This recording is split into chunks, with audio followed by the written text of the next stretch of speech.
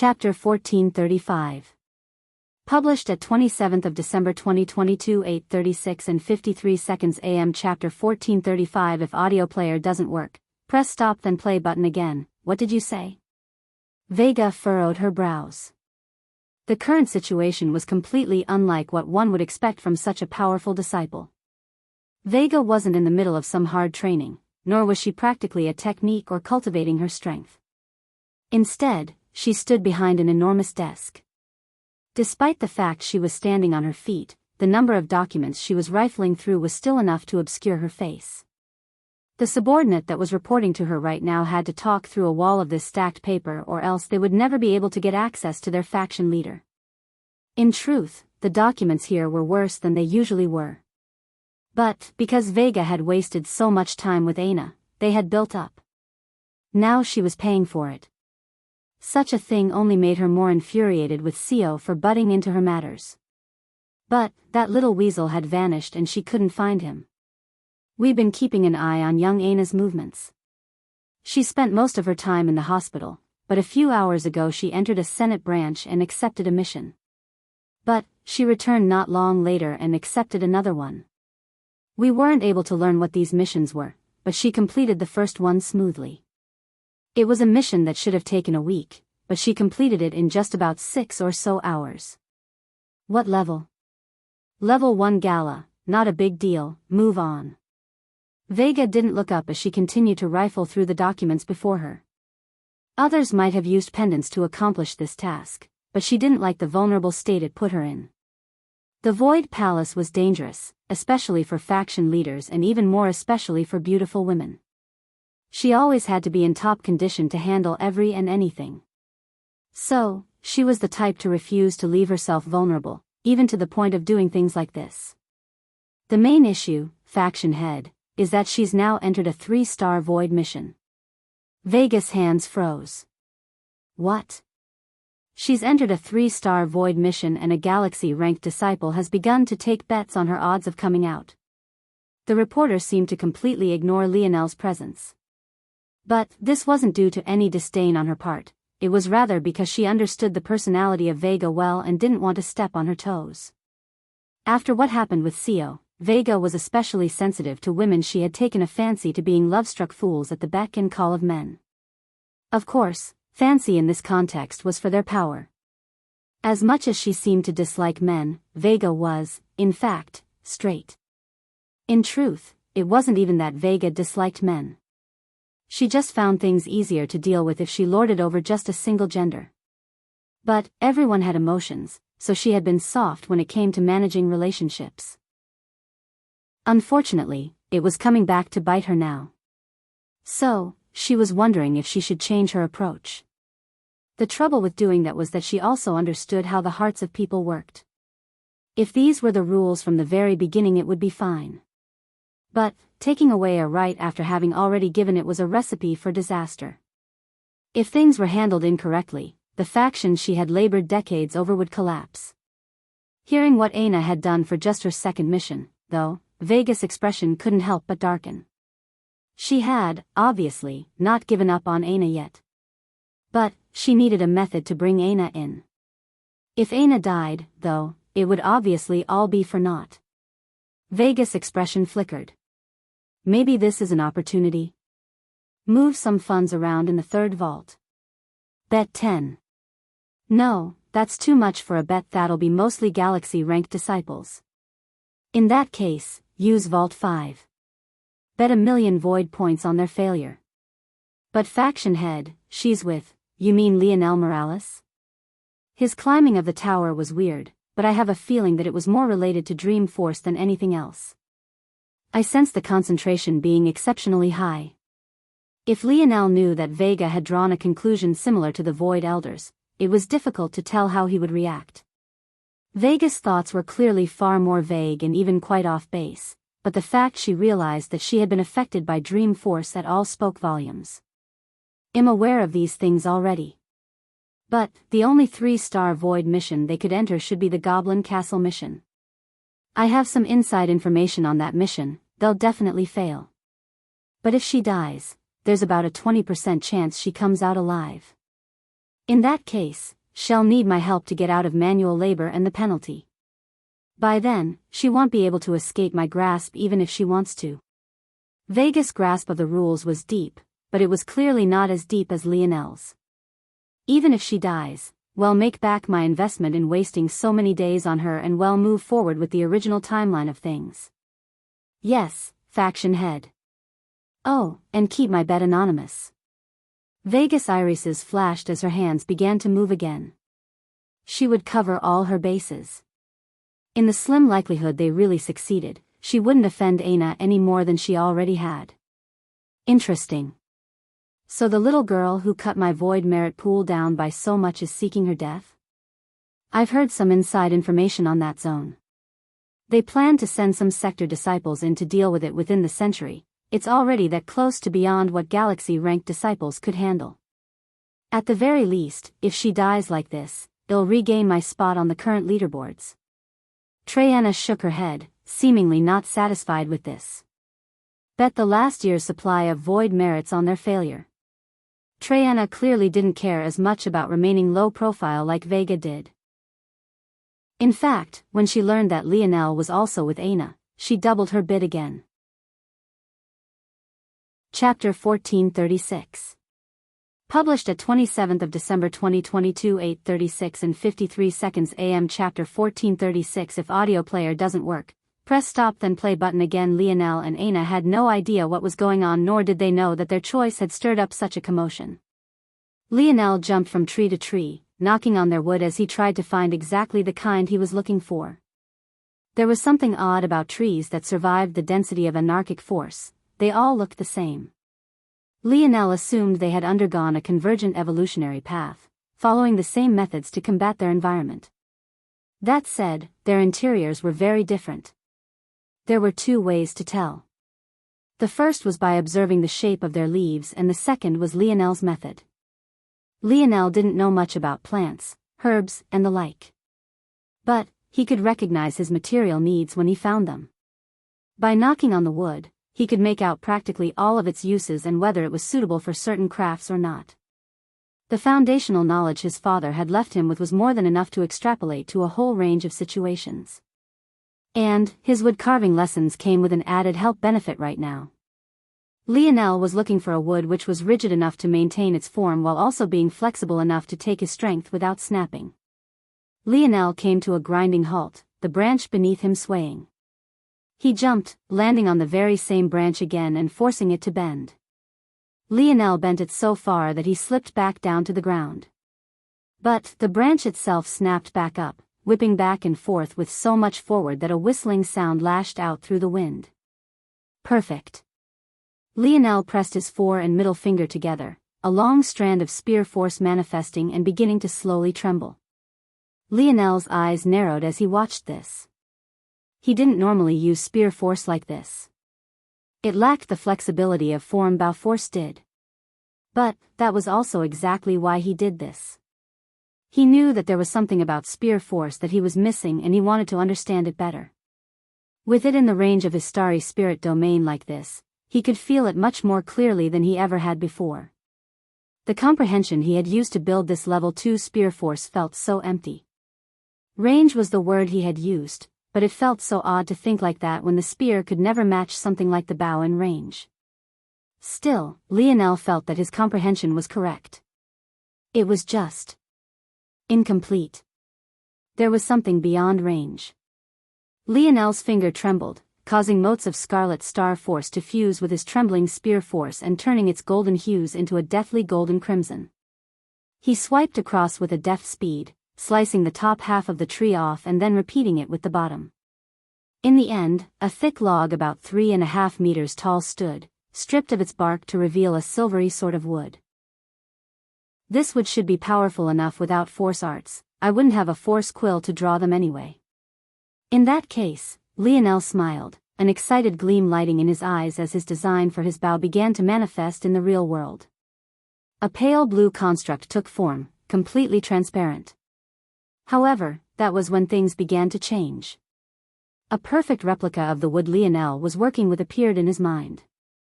He reconstructed it down to a chemical level, understanding its in and outs as though it was the back of his own hand. Then, the pale blue construct began to change. It slowly became real in form, losing its pale blue color and becoming almost solid. Let's try a sixth-dimensional cursed beast tendon. With a thought, a bowstring appeared on it. Lionel's finger grasped the string, pulling it back. With another thought, an arrow also appeared, nocked perfectly. Lionel's back strained, his muscles tensed. Interesting, I can only pull it out to about 70% even without additional force arts. Let's see how it reacts to destruction runes. Lionel tried out many things. When he finished his tests, he grinned. Testing things with his real body felt so different. The construct of his mind obviously wasn't tangible. The reason Lionel could feel the bowstring and feel strain was because he was using his Tier 4 control to simulate it all. By fusing all of this information together, he could gain a perfect replica of how a craft would act and react in the real world and control the reactions of his body so that it reacted as though his illusions were tangible. In fact, with this new ability, Lionel could even form a sparring partner that could make him feel as though he was really being punched and harmed. Now that he thought about it, it was like he could take the simulation ability of the Void Tower with him everywhere. This would change Lionel's crafting ability forever.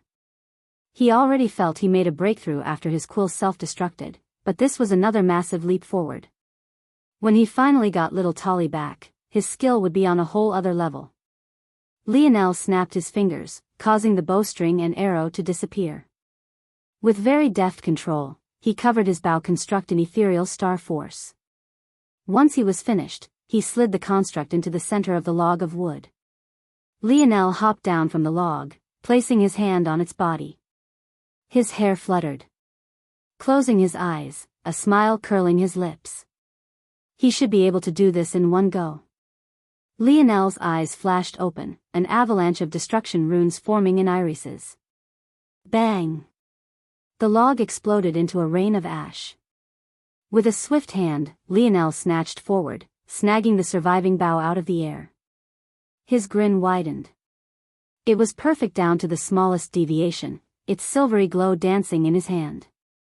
Lionel dispelled the ethereal star force that had protected it, feeling the nice heft on his palm.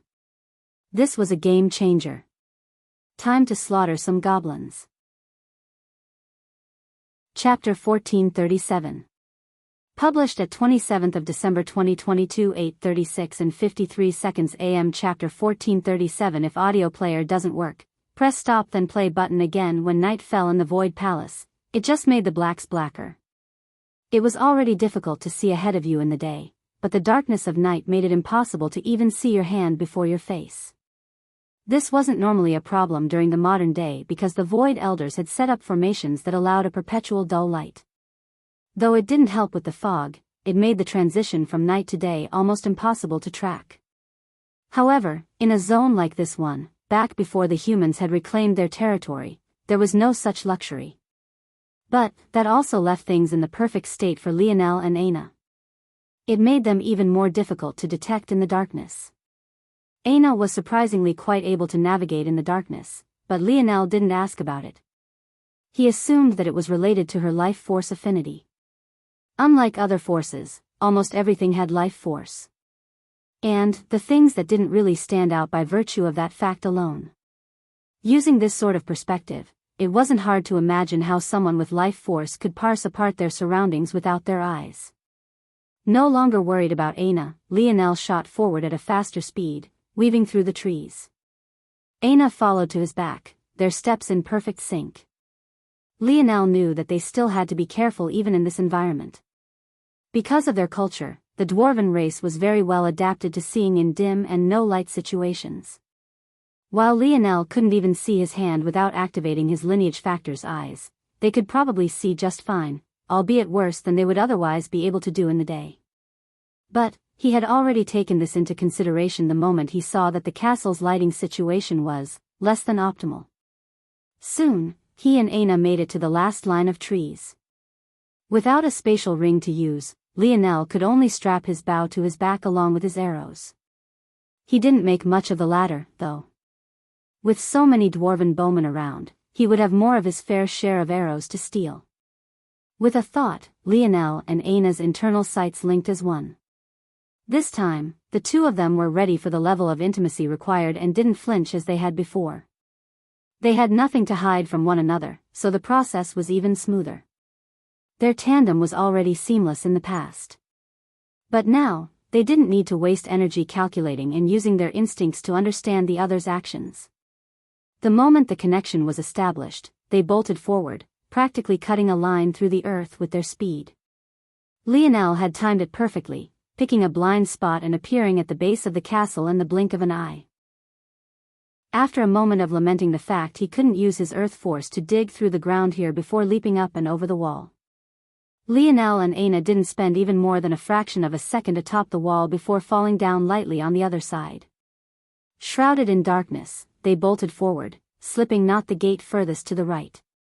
Much like medieval castles, the castles of the dwarven race were far more city than home. Beyond the walls Lionel and Aina had just fallen from, there were 5 gates or doorways. These 5 gates were actually the starting point of grand tunnels dug into the face of the mountain. After slipping through them, Lionel and Aina were greeted by an enormous tunnel followed by yet another wall. This wall was the start of an underground city. However, they ignored it entirely, slipping around to the back of the tunnel and slipping into one of the many mining tunnels that dotted the landscape around them. The dwarven race liked to use the terrain when they were building their settlements, but a robust landscape for their safety was only one consideration. The second was resources. Precious metals and anything that could help their crafts was exactly what the dwarven race wanted. Any pixie or sparrow that wasn't a combat specialist or a crafter was likely a miner. But this didn't come with the same negative connotations it did in the human race. In fact, they took great pride in their strengths. Usually, these mining tunnels wouldn't lead to much of anywhere. But during his scouting, Lionel found that some of these passageways doubled as escape routes and bunkers. Many of them led to dead ends where stockpiles of food and water would be kept, but if you chose correctly, trap ahead. Lionel spoke to Aina before accelerating once again. The two of them reached one of the so-called dead ends, but Lionel had already slammed a palm forward. His momentum was swift and fiery, but just before he hit the wall, his hand slipped right through. What a clever mechanism, Lionel thought as he slipped right through. The wall was designed to pick up on intention, but the way it did so was quite ingenious. It calculated your speed and acceleration along with your distance from the wall. The moment you crossed a threshold the trap deemed impossible to stop from, it would deactivate. If your speed was beneath a certain threshold, it would feel like hitting a wall. However, if you had crossed a certain speed and hesitated at the end, the trap would put an arrow right between your brows. Lionel had to admit that there was a lot to learn from the dwarven race.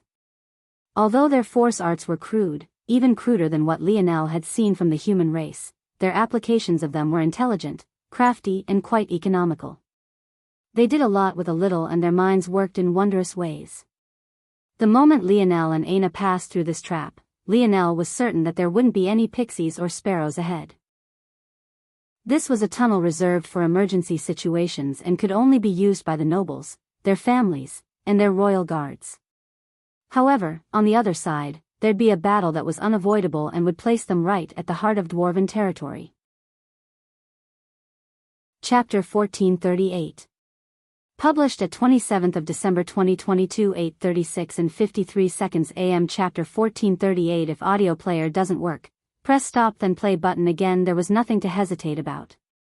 Lionel and Aina had already secured their escape route by choosing this path. The moment they approached the exit, Aina gathered up another burst of acceleration, blazing a trail right by Lionel. Lionel's lip curled into a smile. With a single movement of both arms, he brandished his bow and nocked an arrow. The smooth feeling of beast fur tickled his palm as he wrapped around its center tightly, the beast tendon bowstring wafting a deathly black fog.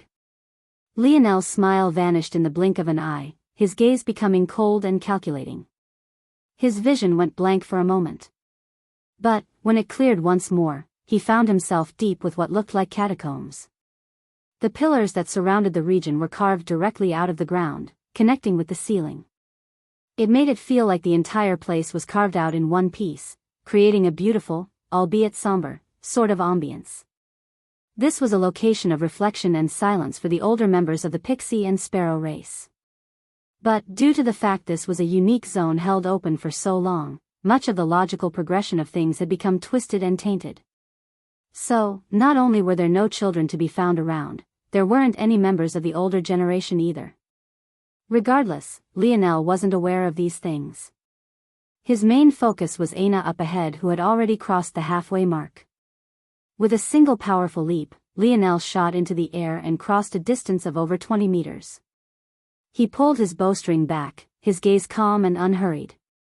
He seemed to sink into a rhythm, one not much different from the six-dimensional pixie they had faced when they first landed on this world. His bow became an extension of himself, time itself almost seeming to slow.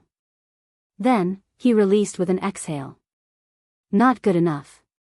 Though he thought these words, his arrow flew true, piercing through the head of the right sparrow just as Aina's axe sliced the left sparrow in half. Lionel landed on the ground, a blinding trail of gold appearing to his back as he finally unleashed his ethereal star force. As though a bird being released from his cage, he felt free. If not for the stuffy air so far beneath ground, it would almost feel like he was galloping through the skies. He caught up with Aina in a blink as the two let their presences be known.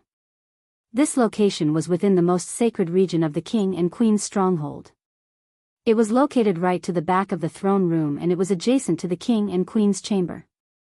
If the king and queen were in the throne room, it would just be a straight shot to their heads.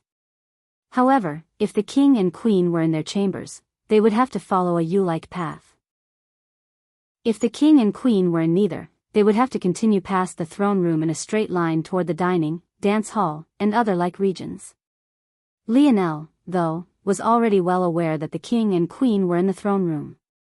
Despite it being the dead of night, higher dimensional beings didn't function like normal humans did. In addition, third-dimensional pixies and sparrows were nocturnal to begin with. So, the moment Aina burst into the throne room, crashing through their doors, all the nobles of the dwarven race were alerted immediately. Lionel's gaze flashed, taking everything in with no more than a single glance. The thrones seating the king and queen were to the far wall, a distance of at least 100 to 150 meters separating them from him and Aina. Large swaths of nobles lined the sides in their seats, similar to what one might expect from a senate or congress. Before them, royal guards took the stairs and the railways to maintain order, with the most powerful of them standing near and around the king and queen. Lionel took a breath, his gaze becoming colder on his exhale. This was the trouble of this zone. Due to an oddity, the king and queen, along with the nobles, were in a perpetual meeting. In real life, this wouldn't make any sense. But matters like this could easily happen as the unique zone became more twisted. The only nobles not present here were the dukes. One would think that if you killed the dukes, then the nobles would be forced to make a move. But, if you did that, what would actually happen is that the duke's noble guards would also join the meeting, making the task even harder. Lionel wasn't aware of this prior, but he made a simple observation. He noticed that the throne room was packed to the brim, and yet the dukes weren't present. How could the king and queen hold a meeting like this without their highest nobles being here? That was when Lionel realized that there was something wrong with this zone. If he wanted to defeat it, he would have to take an unconventional approach. And the result of that was taking on this suicide mission right here and right now. The strongest people here were the king and queen, both of whom were at tier 4 of the 6th dimensional. The royal guards were all tier 3. The noble pixies and sparrows were all either tier 1 or 2. Their total over 300 noble pixies and sparrows, 36 royal guards, and 2 monarchs. It was no wonder this was practically a death trap. Lionel, though, wondered how far he could push this oddity in the zone. The mission only stated that they had to collapse the structure of power. Kill the king, queen, dukes, and generals. So, if they killed the king and queen before escaping, would the nobles and royal guards still be stuck here? A boundless pressure wafted from him, his canines growing and the illusion of 3 tails that towered dozens of meters appearing to his back. Let's do this. Aina responded with a roar, her foot stomping down hard as a pillar of crimson shot through the ceiling. Chapter 1439. Published at 27th of December 2022 8:36 and 53 seconds AM. Chapter 1439. If audio player doesn't work, press stop then play button again. Lionel's eyes sharpened, his pale violet hair becoming a bright white before lengthening to the point it waved out to his back like a river of light. His sideburns grew with the same blinding white, his canines continuing to grow to the point that they were almost double the length of any of his other teeth. His pale violet eyes flashed with a white gold light, his dilated pupils growing even larger. His field of view became monstrous. A normal human, even at higher dimensions, would only have a focused view of about 5 degrees and a sharp view about 30 degrees. But Lionel's had grown to 90 degrees. At the same time, his peripheral vision had increased from just about 200 degrees to just over 330, with only the remaining 30 degrees centralized to the back of his head. Nothing could escape Lionel's vision. It was as though the entire world had opened up to him. Aina charged forward and he wasn't far behind. He only had 10 arrows with him, but they were more than enough to start this off with a bang. He knocked 2 arrows as Aina charged forward, his eyes glowing with such a radiant light that his dilated pupils could no longer be seen. It was almost as though his eyes had been replaced by 2 dancing white gold flames that licked against his eyelashes and brows. In that moment, Lionel released his arrows. They twirled through the air as though they had minds of their own, whizzing by Aina's ears and appearing before the throats of 2 royal guards that had already stood in her way to stop her. The expressions of the 2 sparrow guards changed, brandishing their short spears to block. However, this decision was the worst one to make. The moment they moved to block, Aina's foot smashed against the ground. What had already seemed to be her greatest speed doubled, the air around her front collapsing like a clap of thunder as she appeared before the 2 guards. A towering blade force surged. Lionel thought it felt like a sword at first, and then it felt like a spear, and then a rod, before it finally settled into the form of an axe, shattering past a barrier and sparkling with the grace of a level 3 blade force. 6th dimensional battle axe force. 2 heads soared into the air, spurts of blood following their arc through the air. Lionel's arrows had long since ricocheted off of their short spears. His pupils flickered within the dense gold they hid behind, reading trajectories as a cascade of numbers flooded his senses. Even as his eyes bounced back and forth, and Aina charged forward, his free hand had already reached for his arrow, pulling out 3 and sliding each one between his fingers. He watched as his first 2-shot arrows spun wildly in the air, having been knocked off to the side. From all sides, noble guards surged toward Aina, while only a few along with some more fearless nobles charged for Lionel. But he didn't seem to see them at all. His eyes focused on the spinning arrows through the air. They rotated with speed that could put anyone in the 5th dimension to shame, and yet to Lionel, they flowed oh so slowly. Lionel knocked 3 arrows, their tips blazing with level 2 bow force as he exhaled, a golden breath leaving his lips as though the skies themselves were sighing as the elegance of his shot. The 3 arrows shot through the air, curving past the heads of several guards and appeared before their targets in the blink of an eye.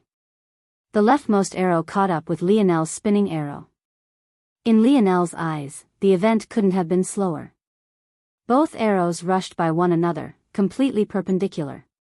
However, just as the blazing arrow passed by the spinning arrow not by more than a hair's breadth, a portion of Lionel's bow force influenced it. As though being given new life, the spinning arrow shook in the air, its spinning momentum along its length becoming concentrated into a spiral along its width. The arrow became like a drill bit. Catching a royal guard off guard, it shot through the pixie's head, sending her flying to the side only for her corpse to be pinned to an opposite wall. The scene replayed itself on the right side. But, this time, both arrows applied pressure on the rotating arrow, causing it to pass through the heads of not just 1 royal guard, but 2. Lionel's 3-shot arrows continued blazing a trail forward, their trajectories suddenly shifting drastically to aim for the head of the king as though this was the main goal all along.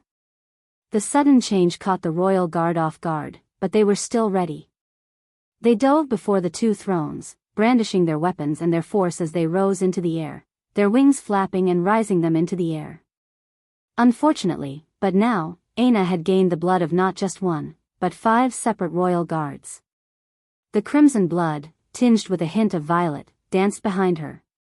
Her steps came to a heavy stop, the soles of her shoes gliding along the polished marble floor of the throne room as she pulled her axe back, her back flexing and her polearm bending beneath the might of her gathering momentum. The 5 globules of blood gathered, coating her blade and blazing with life. Fueled with the vitality of 5 six-dimensional powerhouses, the power was unprecedented. Even further fueled by her 6-dimensional battle axe force, and it was like her attack was given the wings of an angel as it shot forward. The scythe of crimson shot forward like a wave, cutting down everything in its path and even bisecting some nobles scrambling to the side. The solemn expression of the royal guards couldn't change anything. Their weapons were torn in two, their bodies being sent flying backward. However, it was right at that moment that the king and queen stomped their feet, countless patterns along the wall and ground springing to life. Chapter 1440. Published at 27th of December 2022 8:36 and 54 seconds AM. Chapter 1440. If audio player doesn't work, press stop then play button again. A transparent and golden barrier shot up, connecting the floor and ceiling along with protecting the king and queen behind a seemingly unbreakable shield. The roar of a dragon sounded as an eastern version of the beast swirling about the barrier, tangling itself with other magnificent creatures of legends. Just with a glance, Lionel could see phoenixes, winged tigers, behemoths, centaurs, western dragons, unicorns, mermaids. The number felt endless and they all roared in unison. Even as the corpses of the royal guards splashed against the barrier, their blood incinerated to ash and wafted into the air. Bang! Aina's blood scythe crashed into the barrier, but it barely rippled. It only took a single glance to tell how powerful this barrier was. Let alone killing the king and queen in their state, it would take a powerful individual of the quasi-7th dimension to even think of shaking it. The dwarven race weren't known for their combat prowess, but it was clear that this barrier was set up with the most powerful races of the dimensional verse in mind. It would definitely take a genius of the sector rank to shatter the barrier. This was how the dwarven race closed the gap with other races. They focused on speed and evasion. Their senses were better than most and their bowmanship was especially profound. But their greatest reliance were their traps. This trap, though, was far more profound than anything Lionel had seen them use up to this point. If their previous force arts could be considered crude, this was on a level all to its own. It was either the dwarven race had invited another race to draw it for them, something that was highly unlikely. Or, much like their usual scheming demeanors, they had lulled Lionel into a false sense of security with their crude force arts, only to show their true strength when it really mattered. This force art formation was hidden beneath 7th dimensional materials. It was no wonder he hadn't detected it before. Lionel's pupils flickered. How clever. He and Aina were separated by over 100 meters now and a swarm of royal guards were charging after the both of them, separating them further. On top of that, he had a feeling that the barrier wasn't finished just yet. Just as Lionel thought this, statues that lined the top of the throne room began to shake themselves awake. The spirits of the beasts stuck in the barrier swam out, diving through the marbled ground, up the walls, and fusing into the statues before roaring to life. The mythical beasts were instantly completely indistinguishable from the real thing, their stone bodies nowhere to be seen, replaced by scales, fur, and rough skin that gave off a brimming vitality. The beasts roared, their heads cocking back and before snapping forward to release beams of light that shot for Lionel and Aina. Lionel's figure flashed, appearing before the royal guards that were trying to close in on him in an instant. His plan was obvious. These beams wouldn't dare to continue hitting him if they were just harming their own kind. But, to Lionel's shock, the beams cut right through the bodies of the pixies and sparrows, not harming a hair on their heads before appearing before his chest in the blink of an eye. Lionel's eyes bulged, sending this information to Aina instantly before a roar left his lips. He spun to the spin, narrowly avoiding the beam. But, a trail of scorched skin was left on his chest as a line was ripped through his void palace uniform. Lionel's gaze became cold, his skin blazing to life with bronze runes that peeked through the hole in his robes. The wound on his chest healed quickly, but it was still far slower than he had expected for his current healing factor. Bang! The doors to the throne room slammed close as the previously cowering nobles began to swarm Lionel and Aina. It was only then Lionel realized that even their previous fear and cowardice was all an act. They wanted to trap Lionel and Aina, to push them to the point they would have difficulty escaping any longer. Suddenly, the enemies the couple had to face increased by 100-fold.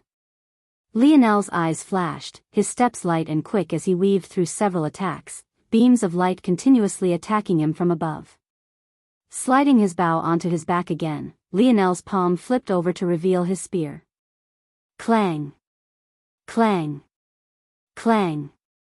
He was forced several steps back, the room he had to maneuver becoming smaller and smaller. Lionel's brow furrowed. He needed to find the flaw of this formation, but all of this commotion was making it difficult. His internal sight was being interfered with, and he was certain that it was another trick of the dwarven race. His starry spirit domain was just fine, but even with his tails deployed, its maximum range was only 5 meters. If he wanted to scan this entire room, he would need to do it piece by piece. But, with its size, Lionel's gaze became frighteningly cold. In the Void Palace, a day had already passed and the bets were only growing. Orinik couldn't help but grin ear to ear. He didn't even need to bet, he just needed to take a small percentage and he would be drowning in more void points than he would know how to spend. Originally, he had thought that he would only have lower-level galaxy-ranked disciples participating, but after news of Triana's wild bid was spread, strategically by him, of course, the heat for these events ramped up far more than even tenfold could account for. By this point, some factions had even begun sending their scouts to linger around the zone, making a once-dead region far livelier than it had been in a very long time. In another part of the Void Palace, Amory opened and closed his hand, checking how well it had healed. At that moment, a servant knocked and entered, relaying information about the commotion to the sword deity. Chapter 1441.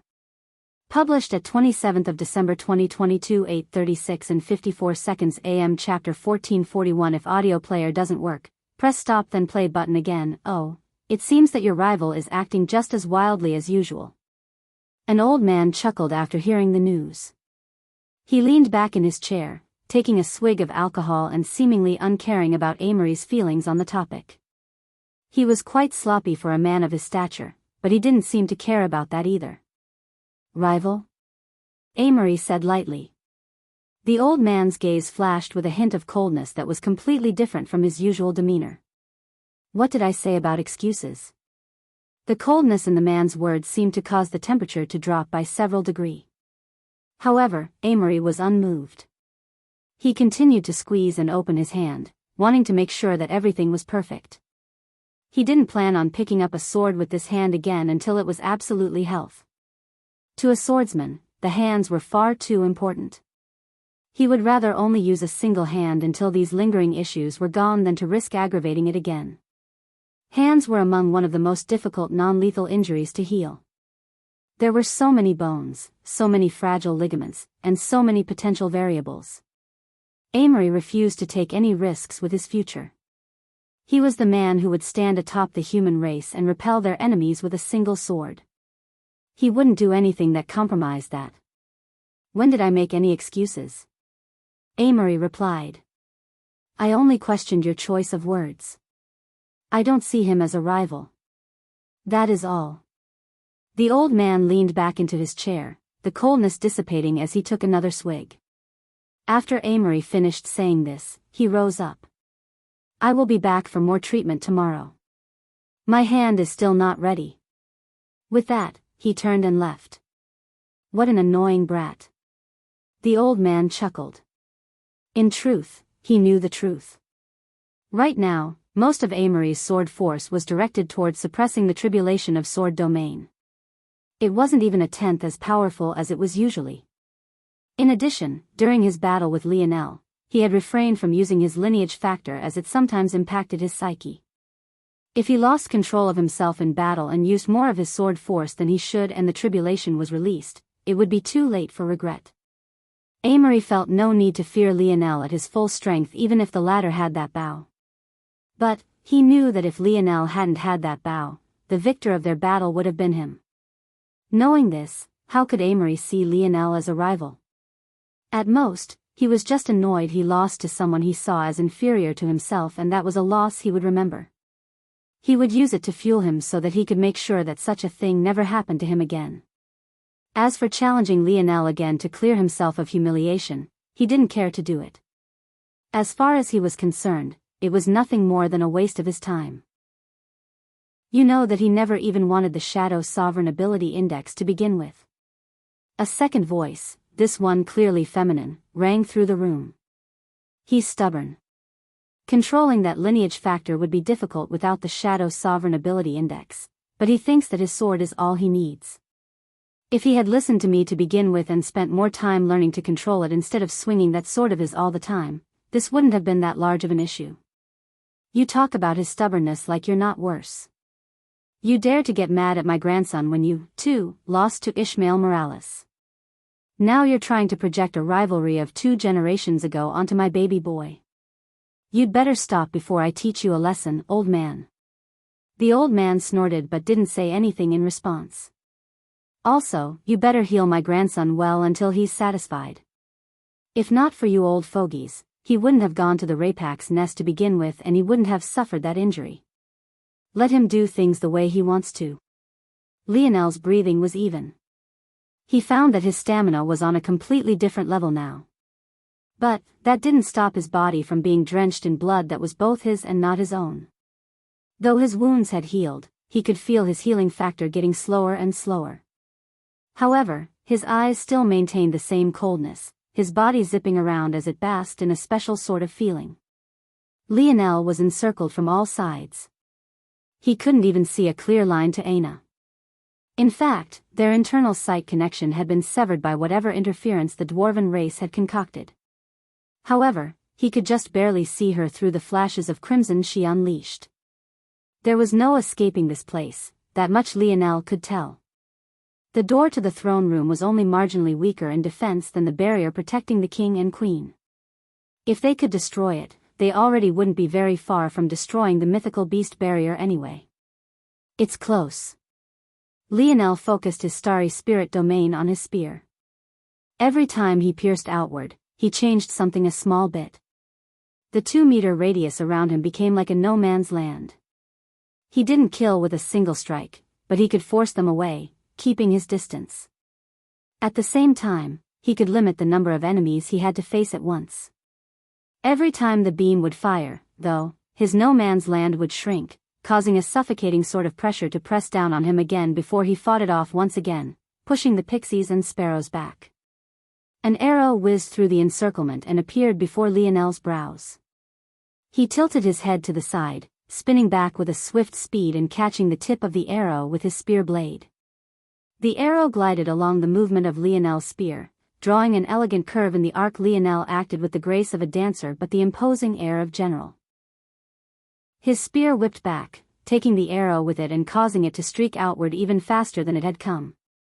At that moment, the fierce glowing light of Lionel's spear seemed to have become a towering, unmatched gold as the spear crown on his forehead grew another size. Chapter 1442. Published at 27th of December 2022 8:36 and 54 seconds AM. Chapter 1442. If audio player doesn't work, press stop then play button again. Bonus chapter for 750 golden tickets. Next goal at 1,500 golden tickets, controlled range. The crown upon Lionel's forehead expanded to double its size. The halo above his head flourished, radiating a might that wafted a violet fog. The moment Lionel spoke these words, the skull of the sparrow archer was split in two, the power of the arrow feeling even greater than when Lionel used his level 2 bow force. The enlightenment washed over Lionel. His king's might flooded his spear force. If before it could only hold one part, now it could hold 100 parts. Even without breaking into the 6th dimension, Lionel's spear force had increased its power by an exponential amount. He stomped his feet. Spear force radiated out in all directions, piercing through the encirclement.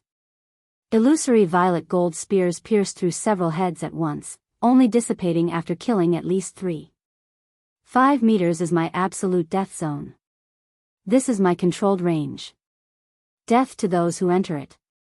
The white gold flame of Lionel's eyes were tinged with purple, his flowing white hair gaining the same majesty. It was time to kill his way out of here. Lionel's spear became like a winding flood dragon. Every time it pierced forward, his spear force would roar, unleashing a might that surged forward. At that moment, the destruction runes Lionel had built his king's might upon made their will known. No longer being suppressed by Lionel, it left everything in its wake in a bed of ash. Lionel's left kidney flourished.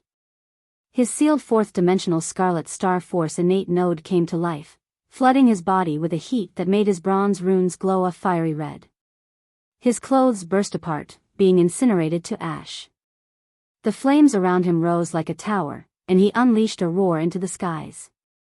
The feeling of finally being able to use his innate node felt like a sweeping euphoria pumping through his veins. As though a beast had been unleashed, Lionel wiped out everything within 5 meters of him, his absolute death zone becoming the reflection of a hell's cape.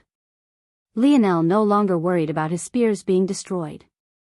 With the improvement to his spear force, fourth-dimensional Scarlet Star Force under his control wouldn't even leave a dent on them. He stomped his foot hard, barreling forward like a meteor. In the distance, Aina's lip curled. She had believed Lionel would find a solution long ago, so she remained patient. It seemed it was finally time for them to go all out. Her aura flourished, dense tattoos of black covering her neck and body. At that moment, the corpses that littered her surroundings convulsed. The sparrows and pixies' expression warped in horror. They thought that Aina hadn't used this ability again because she had reached her limit. Little did they know that this was far from the case. How could she reach her limit when this action in and of itself fueled her? Lionel shot around the throne room like a barreling cannonball. Every he landed, a 5-meter radius would be opened, a violent torrent of fire and spear force tearing through flesh and burning it to ash. That's it. Lionel's figure flickered, his river-like hair and large, looming tail streaking to his back like an ethereal dream. He appeared above a location, cocking his spear back. A dragon's roar seemed to leave his spear once again as he pierced down, the white-gold-violet flame blazing in place of his eyes dancing with destruction runes. The sparrows and pixies worked together to block it, but it was already too late. Lionel's spear crashed into the marbled ground. His spear force shattered against it, his flames dancing across the surface like shards of broken glass. The marbled floors hardly suffered any damage whatsoever. However, Lionel vanished as though it didn't matter to him, appearing above another location and repeating, and then doing it once again. He flashed through the air with a speed even the sparrows and pixies couldn't match. He seemed to step on the air itself, his movements leaving small circles of wind across the throne room. Final one. A low shout left Lionel's lips as he pierced down. A formation that could keep him trapped. Maybe if it was 7th dimension it would have had a chance. In fact, as long as it kept its tail tucked between its legs and remained hidden behind the 7th dimensional materials that protected it, it could have survived a bit longer. However, the moment it had reared its head, it was destined to fall. There was no force art that could trap him for long. Boom! All at once, the statues of majestic beasts across the throne room crumbled. The bustle around the 3-star goblin zone was only increasing. As the bet became more widespread, information about this zone began to circulate and the origin of its difficulty became known. Originally, this was meant to be a simple zone to clear. The target was the goblin race, but they weren't even a high-level bloodline of the goblin race, they were just the green and gray skins. Compared to other high-level goblins, these were lacking. They didn't have the strongest lineage factors nor did they have access to the best ability indexes, so they couldn't even lean into the greatest strengths of their race as much as they should. However, because of an odd mutation to the zone, causing all the nobles aside from the dukes to be perpetually gathered in the throne room, a simple mission had become nigh impossible. Those that managed to come out even spoke about a barrier that erupted in the throne room. They were forced to decide whether to use the last dregs of their strength to break the door or attack the king and queen. Without much of a choice, most could only decide to go for the door. With such a challenge, it was hotly contested whether or not Lionel and Aina would be able to live, let alone clear it. But, just when the discussions were growing feverish, on the 4th day, 3 days before the deadline, the portal opened. Chapter 1443. Published at 27th of December 2022 8:36 and 54 seconds AM. Chapter 1443. If audio player doesn't work, press stop then play button again. Lionel, who was stark naked from head to toe aside from a small pixie shield blocking his most private area, was speechless. Wasn't this region barren of people? When the hell did they get such a large audience? Luckily, you could take objects out of a unique zone like this one, or else he wouldn't have anything to work with but his hands. The original plan was for Aina to go and get him another set of robes since nothing the dwarven race had would fit him. But, it seemed that plan had flown out of the window. Aina, who was by his side, was stunned as well. But, when she looked at Lionel, she couldn't help but roll her lips over, trying to hold back her laughter. "What are you laughing about?" Lionel raised a brow. "It's you who's taking a loss here." Lionel's figure, under the influence of metal body, put fitness models to shame. He made more vascularity than he knew what to do with, and even his smallest oblique muscles were defined and bulging. He had lean muscle mass coming out of places others didn't even know existed, and he wasn't easily embarrassed to begin with. So, as far as he was concerned, it really was Aina who was taking a loss here. Aina, who seemed to suddenly realize this as well, stopped laughing, sending a glare into the crowd. Seeing the blushing faces of some of the women in the ground, she turned her glare from them back to Lionel, who was caught between laughter and trying to maintain a serious expression. How was it his fault? Plus, weren't you laughing first? Bang! Aina's battle axe swung outward, slicing into the ground just a half centimeter from Lionel's toes. Lionel's lip twitched. The enormous double axe blocked everything all the way up to his neck. He could barely peek over. This method worked too.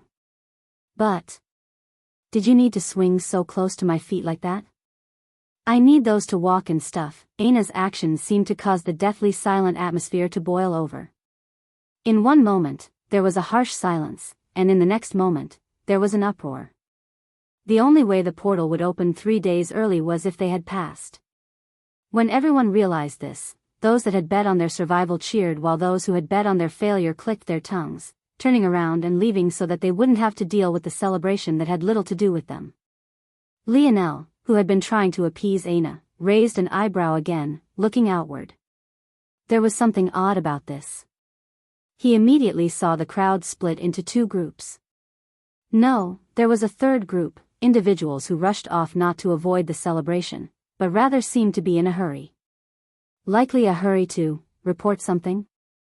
Lionel took all of this in. It seems that someone spread the news of our bet. It's unlikely to be Dmitri, and the only other person who knew was Orinik, so it must have been him. Considering the crowd's reaction, they seem to have been just as invested in this as we were. The only way for such a thing to happen is if Lionel only believed that there were 2 possible explanations. The first was related to a rivalry between sword and spear. There were many factions in the Void Palace, but none were more contentious than these 2 groups. It went beyond factions and parties and acted as 2 clashing ideologies. It was possible that Lionel's entry had caused such a spat.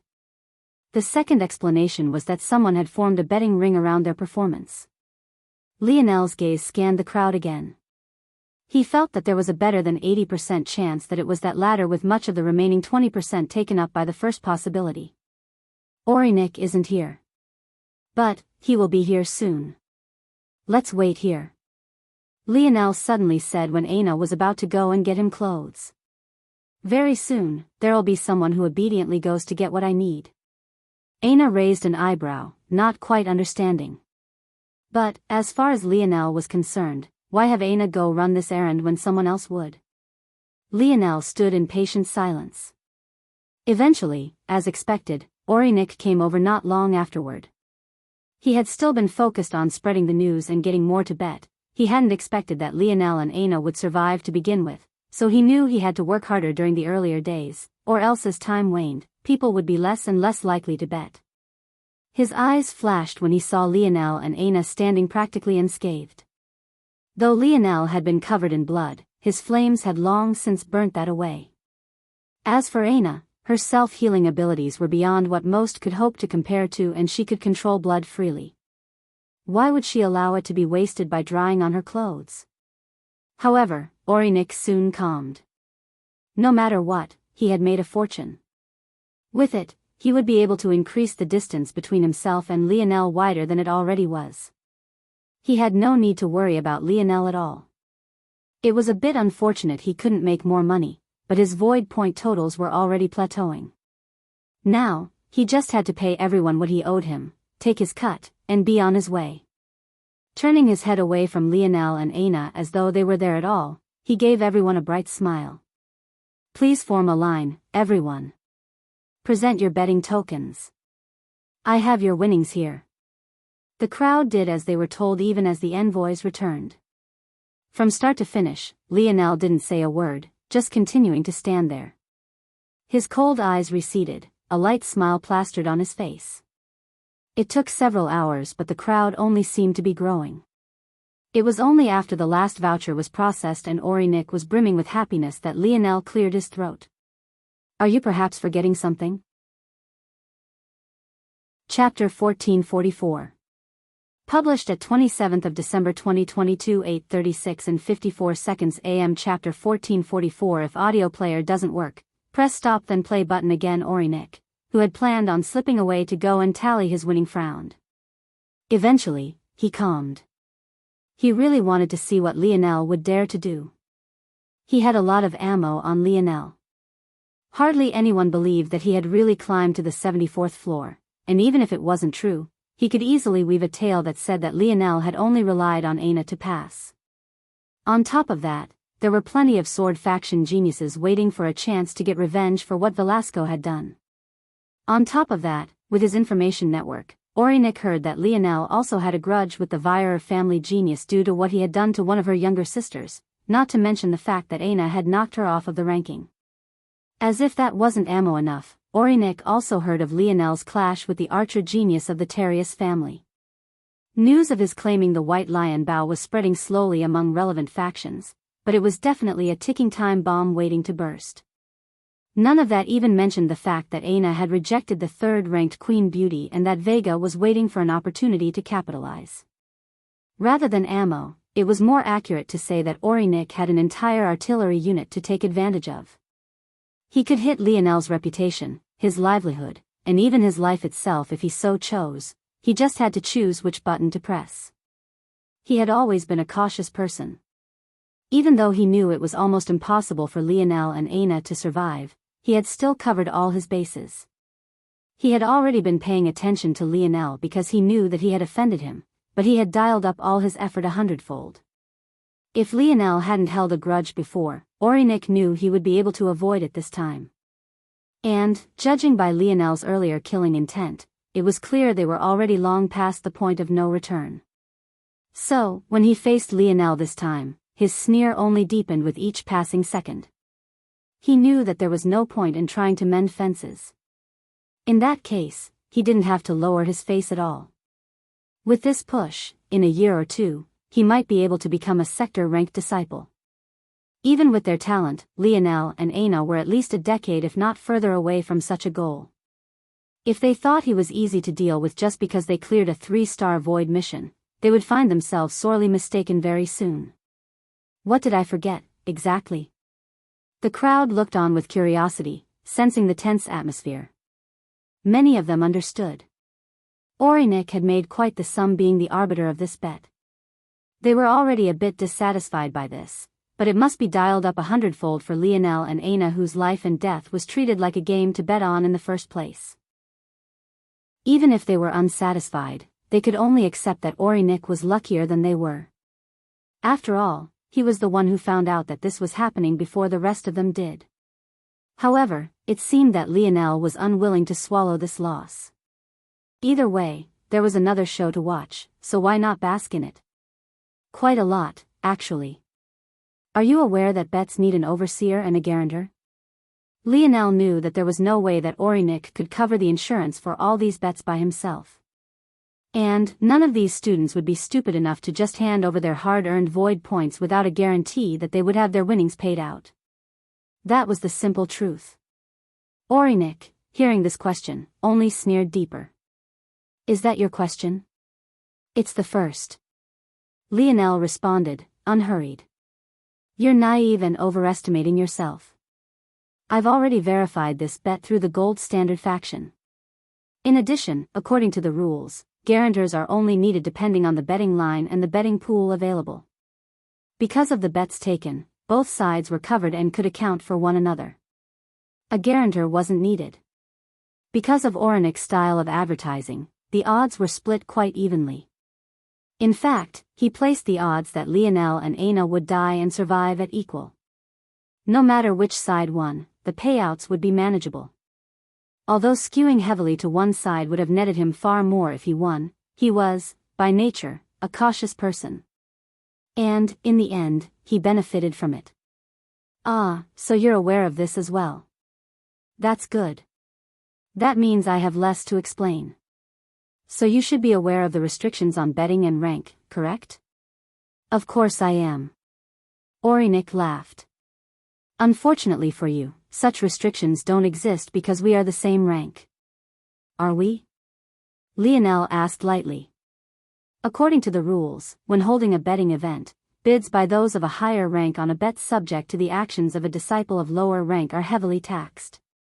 This tax isn't applied on the winnings themselves, but rather the betting odds. So, if a sector-ranked disciple joined this bet where winning would give them a 1/10 outcome, for example, they would only receive half of that, giving them a 1:5 outcome instead. If you're 2 ranks above, the penalty is even harsher. You would only get 1:2 odds from an originally 1/10 payout. These taxes are in place so that higher-ranked disciples are less likely to join and influence the matters of lesser ranks. The more Lionel spoke, the more Orinik's brows furrowed. This was because Lionel's familiarity with the rules was far beyond his expectations. He knew all of these things already, so why was he reciting these things back to him? It also happens to be, according to the rules, that when bets involve those outside of the Void Palace, or, according to the specific language in the codified law, unranked individuals, the faction that set up the bet is meant to pay a 50% tax on all earnings. In addition to this, it requires written consent of the unranked party. This rule, of course, is in place to ensure that Void Palace geniuses don't use the human domain like it's a board game to be toyed with as they please. After all, there are real lives on the line out there. So tell me, Orinik, did you observe these practices? Chapter 1445. Published at 27th of December 2022 8:36 and 54 seconds AM. Chapter 1445. If audio player doesn't work, press stop then play button again. There's an odd situation going on in the comments section of last that claims that I passed off a normal chapter as a bonus chapter yesterday. I'm not sure where this narrative came from, or if it's a joke that's going over my head, but to clarify, I uploaded 4 chapters yesterday, one more than the promised 3, that much should be obvious. I'll post screenshots of the Discord bot activity with time stamps as proof in the comments section of this chapter. Orinik's forehead beaded with sweat.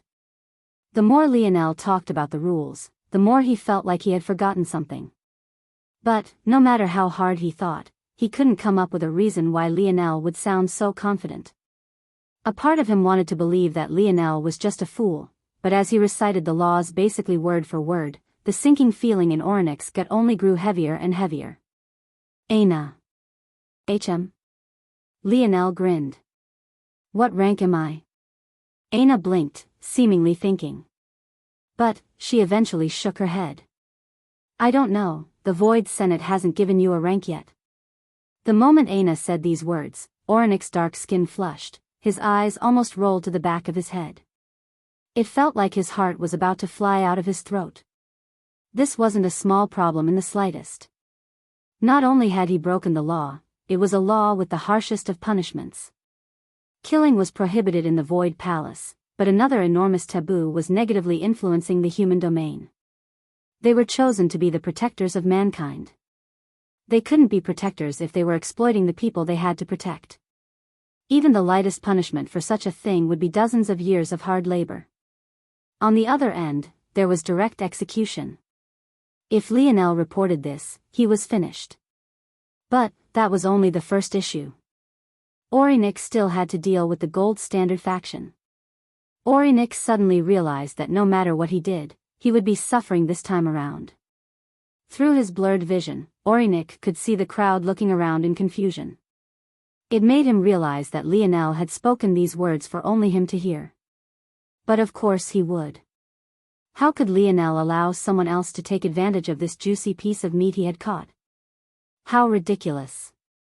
However, when everyone saw Orinik's reaction, their expressions changed. None of them were fools. They realized that Lionel had caught onto the latter's weakness even if they wouldn't be privy to what it was. What? What do you want?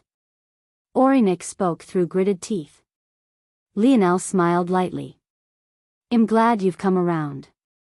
This makes things easy. I'll sign a contract to keep mum about these matters, and you just have to do a few things for me. Firstly, I'm in need of some clothes. There's an uncomfortable draft around here. Aina bit her lip, trying to refrain from laughing. Did this man even feel the cold to begin with? He had a raging furnace inside his body. By the time he sensed a wind, it would have been charred to a smoldering heat. Orinik's lip trembled, his fists clenching tight. But, after a moment, he began drawing up a contract, placing down Lionel's demands.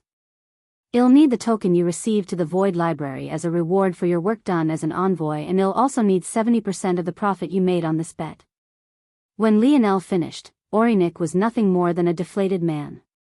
However, his expression had regained its calm, his hands becoming steadier and steadier the more he wrote. In the end, he didn't hesitate to hand over everything Lionel asked for. After reading through the contract, Lionel nodded and signed it, accepting all of his rewards. He left Orinik with just enough to pay the gold standard faction the 30% cut he owed them while stripping him of practically everything else. Lionel would have taken more, but he felt that he already had enough enemies. There was no need to be on the bad side of a silver-grade faction when he had already gained so much. Soon, Orinik returned with the clothing he owed Lionel and disappeared, not saying another word from start to finish. He's a problem, Aina said after Lionel finished dressing himself. She didn't like the fact Orinik had regained his calm so easily. Or, at the very least, she didn't like that it looked like he had. Lionel smiled, but it was decidedly colder than it had been previously. I hope he continues to be a problem. If not, then what excuse would I have to humiliate him some more? The crowd watched Lionel and Aina stroll off as though nothing special had happened. The speculation about how Lionel had done it ran rampant, but no one had a solid clue about exactly what had happened. They could only make their own guesses. Lionel knew what the most likely rumor would be, so he knew it would be troublesome. But, he chose to ignore it for now. Orinik had given him what he needed most.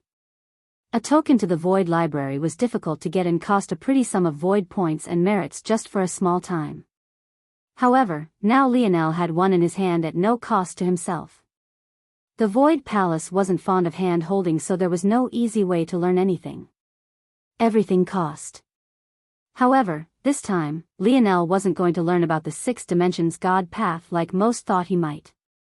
Instead, he was going to see what he could find out about the segmented cube and how to get it back. If he had the time remaining, he would also see what he could find out about the spear domain ring and learn what was going on with it. I think only one of us can enter. This token gives me 1 day, so I'll be back after that. Aina nodded. All right. I'm going to see what I can find out about getting us a place to stay. It shouldn't be difficult with how many points we have. After saying this, the couple parted and Lionel soon found himself at the bottom of a winding set of black stairs built right into the side of a mountain he couldn't see the peak of. In fact, now that he thought about it, he couldn't see the end of the stairs either, even when his head angled all the way up. Lionel sighed. Why can't anything be easy in this place? Chapter 1446. Published at 27th of December 2022, 8:36 and 54 seconds AM. Chapter 1446. If audio player doesn't work, press stop then play button again. Lionel took a breath, stepping on the first stair. Whether by coincidence or design, a rush of wind blew his hair back, the pressure causing his clothing to flutter. When Lionel took his second step, this happened again, causing his eyes to narrow. This wasn't a coincidence. The wind just now was exactly 0.1% stronger than the first one. And, when he took his third step, it increased by exactly the same margin. Lionel's head tilted up. It seemed that the token just gave you a chance and didn't even guarantee entry. He could feel a formless pressure that wouldn't even allow him to start climbing if he didn't have the token in the first place. Still, Lionel felt that it somewhat made sense that things were like this. Usually, the Void Library was sealed off. The only way to gain access to the texts, techniques, books and tomes within was to exchange for a copy at any one of the Senate branches. However, when taking that route, you were limited by both your rank and price. However, if you gained a token to enter, you could read texts of any level, at no price at all, for a 24-hour period. The price of this token was definitely worth its weight in gold. That said, to most, it was a scam. You couldn't even digest what you read in 24 hours. And, getting the books themselves was a whole other ordeal, not to mention the fact the time spent climbing the stairs was part of your 24 hours chance. Lionel took a deeper breath, his gaze flashing as a radiant spear crown appeared around his forehead. A low cyclone of wind suddenly formed at a 5-meter radius away from him, kicking up air and dust as though a helicopter was landing. No one steps foot in his spear domain without his permission. Lionel's body flooded with ethereal star force, his foot pressing down on the 4th step hard before he shot forward like a bullet.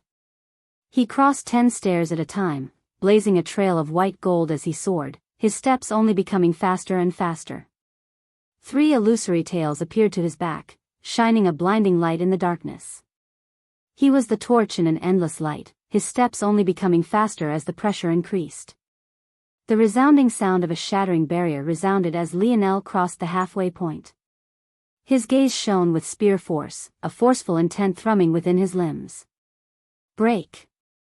Within his spear domain, several lines of violet gold spear force formed, converging onto a single point before Lionel as though he himself had become a spear.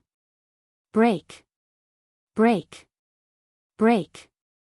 Lionel shot by some who still remained struggling on the staircase, his eyes focused on the peak. He didn't seem to care how far away it was or how long it would take. All he could think was that he refused to slow his effort until he touched the last staircase. Little Blackstar was like a little brother to him at this point.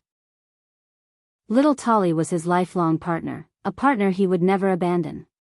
The Void Library represented the chance he needed, he didn't have time to waste on this staircase.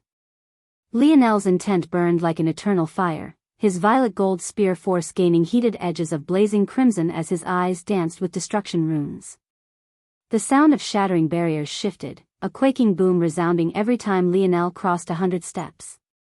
From a wind that blew his hair back, Lionel began to face winds as heavy as mountains and as lethal as falling boulders.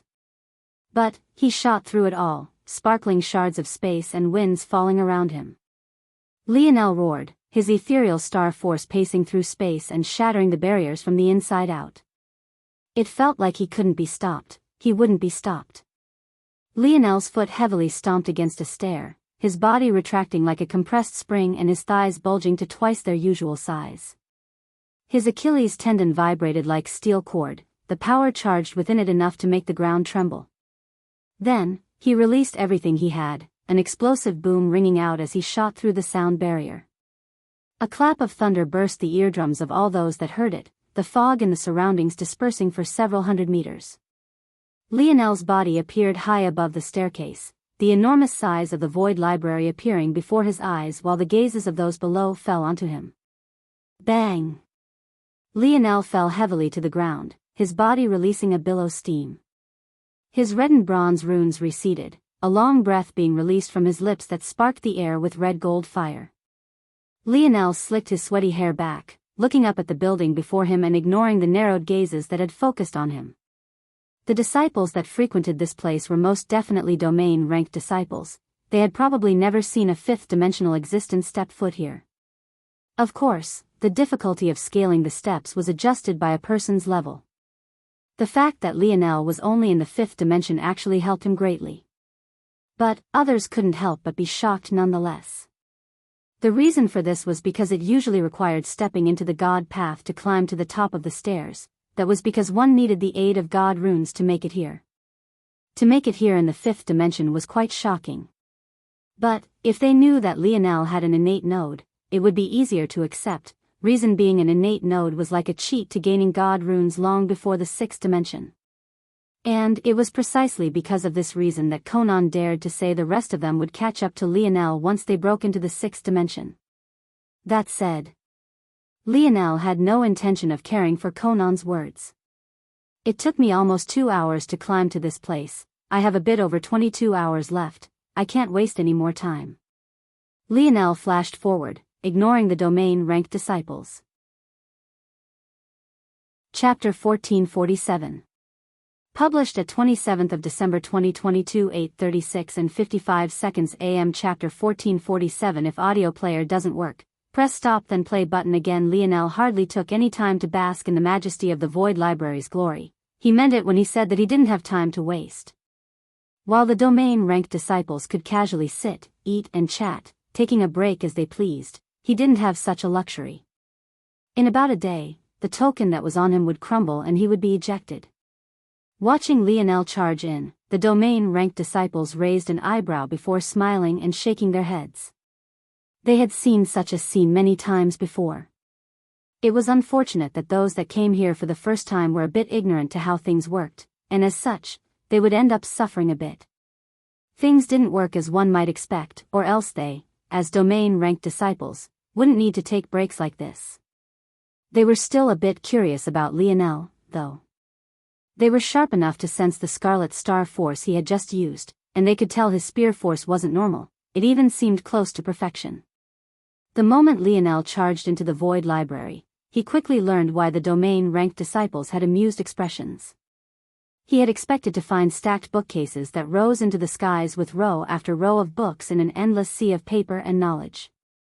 Or, at the very least, if he was wrong about that, then there would be row upon rows of pendants. But, he couldn't have been more incorrect in his assessment. The moment Lionel crossed the barrier of the entrance, he fell forward, losing his balance. This was something that shocked him to no end. With his coordination, even if he hadn't calculated that stat for himself in years, there was no way he would casually lose his balance without reason or cause. He fell forward. But, instead of his head hitting the ground, his arm flailed, the gravity around him vanishing. It felt like he was falling through space, but there was no harsh wind to be found. Lionel flailed his arms one more time because he suddenly realized he wasn't falling at all. Rather, he was floating in space. The moment he realized this, he instantly found his center, straightening himself and looking around. He found that there was no one around him at all. In fact, it felt like he was truly in the depths of space. There were even motes of light floating around that felt like distant stars. Lionel blinked in confusion, not sure what was going on. For a moment, his heart skipped several beats as this reminded him of the changes to his dream world. Could it be that he was trapped in a dream again? What was going on? No, I'm not in a dream, I would be able to tell. This is the library, then? How does this work? How do I find books? Lionel tried to move, but he soon found that if he did, he would end up flailing again. Moving was absolutely impossible. In fact, he had a feeling that even if he had his wings back from his snowy star owl lineage factor, he would still be incapable of moving through this space. So I'm meant to stay in place, then? How do I? Lionel subconsciously reached out with his internal sight, only for the distant motes of light to suddenly shoot right up to his face.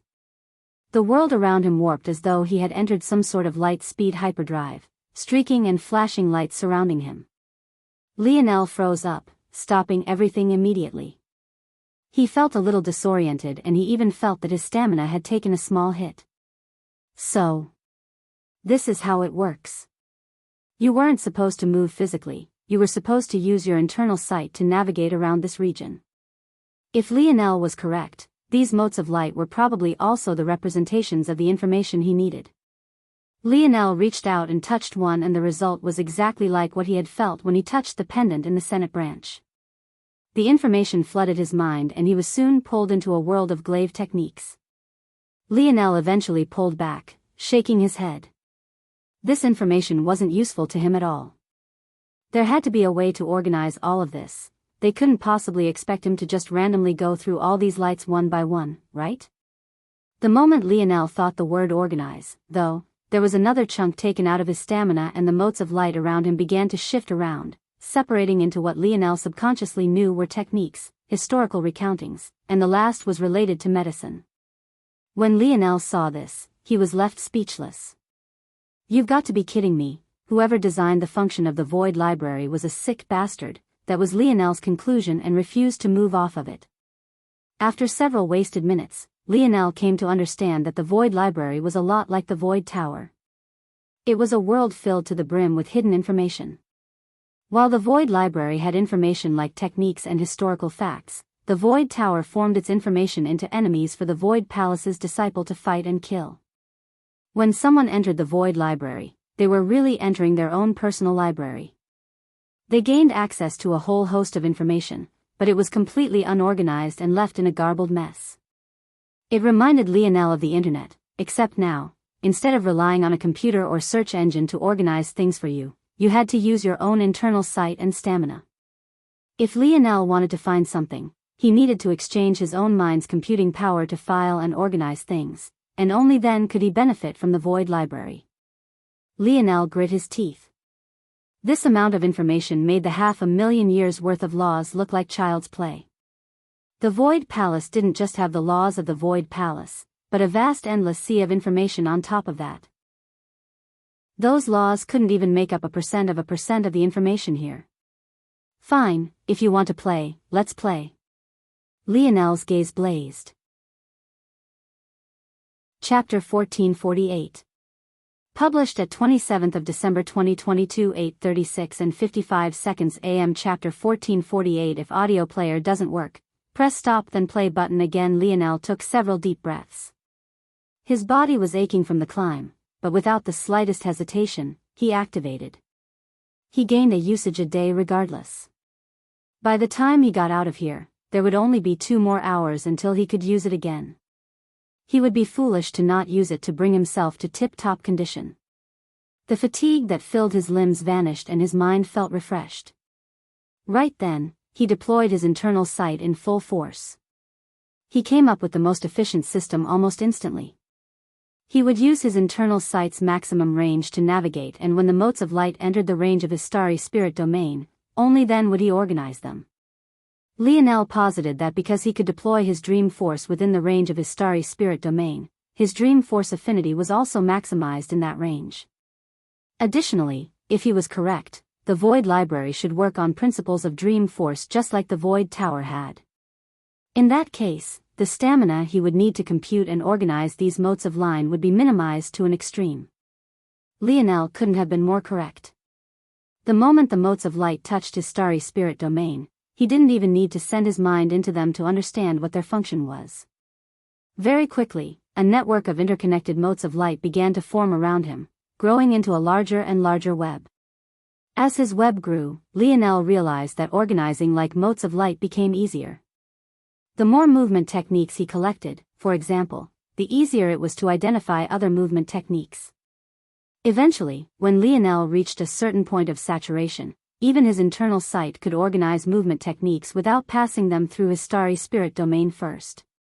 When he reached the next threshold, his eyes alone were enough. Soon, the motes of light that Lionel could hardly tell the difference between began to shine with varying degrees of light and color. Just by looking at them, Lionel could tell what categories they fell into and slot them in without much issue. Even though things were going very smoothly, when Lionel reached the next threshold, he could only sigh.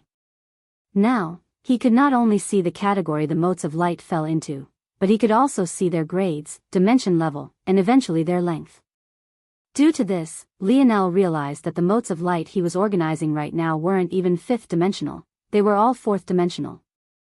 They were all the lowest grades of information the Void Palace had to offer, yet there was so much of it. Lionel grit his teeth. A part of him wanted to blaze through and ignore it all, but he was certain that he needed to lay this foundation. No matter how long it took, he needed to organize all of this 4th dimensional information. Once he did, seeing through the higher dimensional information would become far easier. In fact, Lionel went even further than that. He didn't just organize the fourth dimensional information, but he continued onward to split his mind in two, organizing himself into two supercomputers. One focused on deciphering information and the other half began to consume the information. After just a few, Lionel realized that he was right. Actually digesting the information felt like he was training his mind like an artificial intelligence. It made seeing through the next motes of lights even easier. If Lionel knew exactly what he was looking for, he would focus on absorbing only that information. Unfortunately, he didn't know what categories the information he needed to save the segmented cube fell under. It could be in a spatial technique, but it could also be in a historical recounting, or it could be in a crafting technique. He had no idea.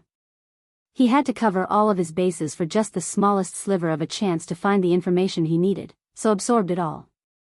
He left no fourth dimensional mode of light unturned, swallowing it all like a glutton. At that moment, outside the Void Library, an odd scene was taking place. The domain-ranked disciples, most of whom couldn't even be bothered with Lionel previously, raised a brow as they all looked toward the same location. The reason was quite simple. Lionel had been in there for 3 hours already. Most, on their first attempt, could only last a few minutes before being overwhelmed. Only the absolute strongest could spend hours at a time without an issue. Beyond this, domain-ranked disciples understood many things lower-ranked disciples could not. There was a reason the Void Palace had so many locations like the Void Tower and the Void Library. The appearance of someone who could perform so well in them wasn't a small deal in the slightest. Beads of sweat fell down Lionel's brow as he pushed himself harder and harder. He didn't leave a single stone of the fourth dimension unturned, his pressure reaching a relentless level. If his sixth-dimensional mind wasn't restricted by his current fifth-dimensional level, he wouldn't be nearly so pressed right now. However, regardless of how he felt, he pushed forward, pressing onward to the fourth hour, and then the fifth.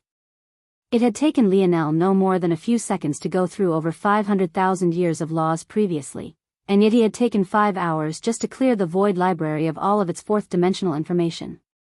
The reality was enough to even shock him. The sheer amount of information was astounding. But Lionel couldn't bask in this feeling at all. Heaving deep breaths, he looked at the sky. Now, the motes of light were no longer bland blobs of white. Some shined red, others blue, some in between, others green and yellow.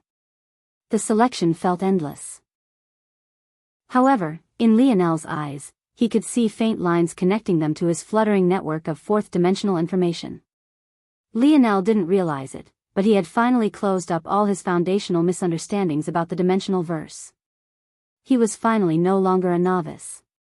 Right now, though, he needed more. I'll start with the most obvious. You. Lionel grasped outward, his internal sight sending him shooting forward as he appeared before a sixth-dimension mode of light, a bit of information usually restricted to disciples above the third galaxy rank. He couldn't see the names of sixth-dimensional motes of light without allowing them into his starry spirit domain, unlike with fifth-dimensional ones. This told Lionel that his current network was enough to elucidate up to the sixth dimension, but he would likely have to go through everything of the fifth dimension for information of the seventh dimension to begin to clarify themselves by a small measure. This wasn't unexpected. Mere fourth-dimensional information couldn't possibly open him up to everything here, but it was definitely an excellent starting point. However, he hoped that he would be able to find the information he needed within the fifth or sixth dimensional layers. Lionel sunk his mind into the mode of light. Chapter 1449. Published at 27th of December 2022, 8:36 and 55 seconds AM. Chapter 1449. If audio player doesn't work, press stop then play button again. Lionel found his mind enveloped, his pupils flickering and bouncing aimlessly as he seemed to be reading through something despite the fact there was nothing but a mode of light before him. It took much more time to go through this information. It was dense and its explanations were far deeper than just words of written law. The principles felt more profound than anything Lionel had ever read before. This knowledge in particular didn't fall under the category of technique or historical recounting, rather, it felt more like a PhD thesis. There were a ton of references and much of it was actually theory. But, as Lionel's mind sunk further and further into it, his comprehension seemed to open up. Without even trying, the references noted in the research paper shot over from a distance, adding themselves to Lionel's network of their own volition. Some were actually seventh-dimensional, but the vast majority were fifth-dimensional. So focusing on research papers is actually another shortcut. This is good to know. Lionel hadn't realized this before for quite a simple reason. There simply were no research papers of the fourth dimension. All the information of the fourth dimension were either cold hard facts or techniques. After all, everything in the fourth dimension had practically already been excavated and comprehended to the fullest extent. They were no longer theories, they were just objective realities. It took Lionel a few minutes, but he finally went through it all. Pulling his mind back, he exhaled a long breath. Interesting. The research paper wasn't anything groundbreaking. Like most PhDs, it was just a tweak and critique of a smaller theory that already existed. In fact, it was one of many that worked on expounding the same theory, which made it far more reliable as it wasn't some out there shot in the dark. According to the paper, manipulating space and anarchic force was difficult for reasons outside of their expectations. Anarchic force didn't destroy things, it devoured things, turning them into nothing as though they never existed in the first place. But, what did that mean for space? It had to be remembered that those with high attainments in spatial force were seen to be great threats to the point where most strongholds had counters for them despite their rarity. Lionel had experienced this personally during his battle for Earth and its subsidiary planets. Space was ubiquitous, but it was also the only type of force that was easier to use the less of it there was. The more spatial force there was in the region, the more solid the space was, and thus the more difficult it was to use spatial force for maneuvering. The research paper claimed, then, that one shouldn't be fighting against anarchic force when manipulating spatial force in this sort of environment. Rather, one should make use of anarchic force to help. Of course, one couldn't just take control of anarchic force. Lionel wasn't sure that there was anyone that could control anarchic force. It did as it pleased and there was no existence with an affinity for it. Even void beasts could only be considered immune, but that didn't give them the right to control anarchic force. Only the regulator could do that. However, you could take advantage of the characteristics of anarchic force to make it work for you. Anarchic force flowed toward regions of high force concentrations. Its instinct was to devour. If you made use of this to force anarchic force to target and create a flaw in space, then teleporting would actually become easy. There were obviously many problems with this theory. For example, the anarchic force you used wouldn't just vanish after it was done with its task, it would obviously be there. Even in the best case, you would have to keep the teleportation short to cut off the hounding of anarchic force toward yourself. In the worst case, you would die mid-teleportation, devoured by the battle between space and anarchic force. The research paper posited several solutions to this which included several force manipulation and pattern techniques. In one example, they suggested forming your force into a maze-like lotus formation. According to their research, anarchic force took the longest to get to the center of such a formation of force as it had to devour the outer structural integrity first. This design allowed the inner workings to remain unharmed and structurally sound during the teleportation. According to this method was safe for movements within 10 meters, any further and the structure would crumble before you could make it out. Of course, the idea of forming a complex maze lotus monstrosity in the middle of battle all for the sake of teleporting just 10 meters was ridiculous. Even back in his Camelot days, it only took Lionel about 2 or 3 seconds to cast even the most complicated of techniques. If he used this method, it would take even his current self upwards of 5 seconds to finish. Unless... Lionel's gaze narrowed. Because he could now project his dream world into the real world so long as it was within his starry spirit domain, his control within that region was unprecedented. It was like his control of his own body had extended out from him. While it would theoretically take time to form his maze lotus with his spatial force or his ethereal star force which had spatial attributes, he could form it in less than a single blink of an eye with his dream force.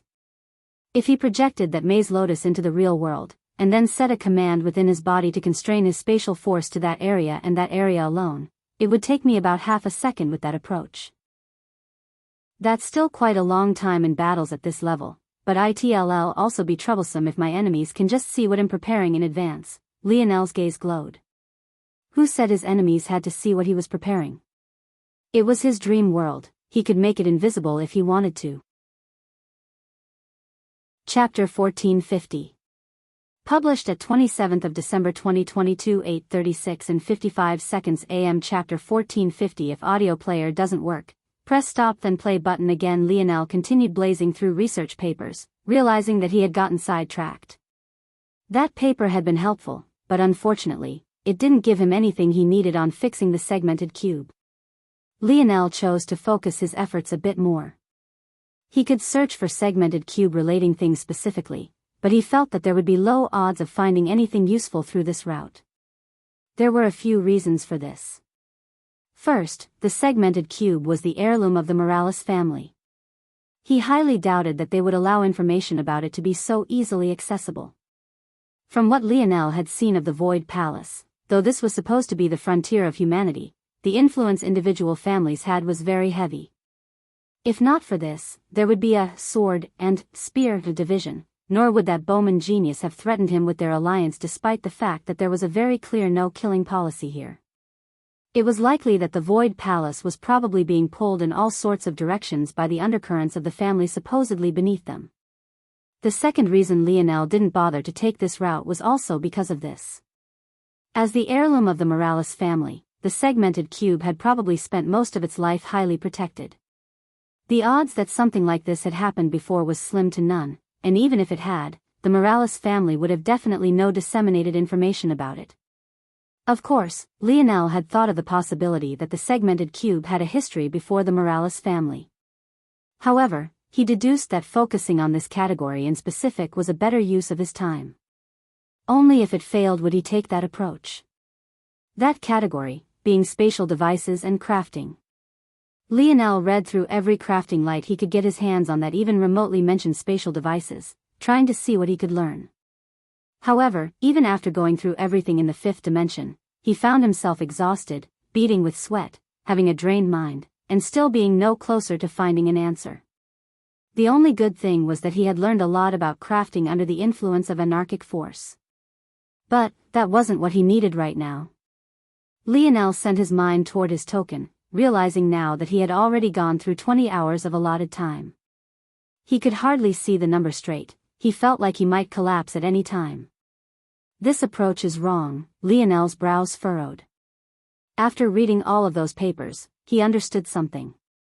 For spatial treasures at the fifth dimensional level or could be classified within fifth dimensional information, they would never survive the collapse of their space to begin with.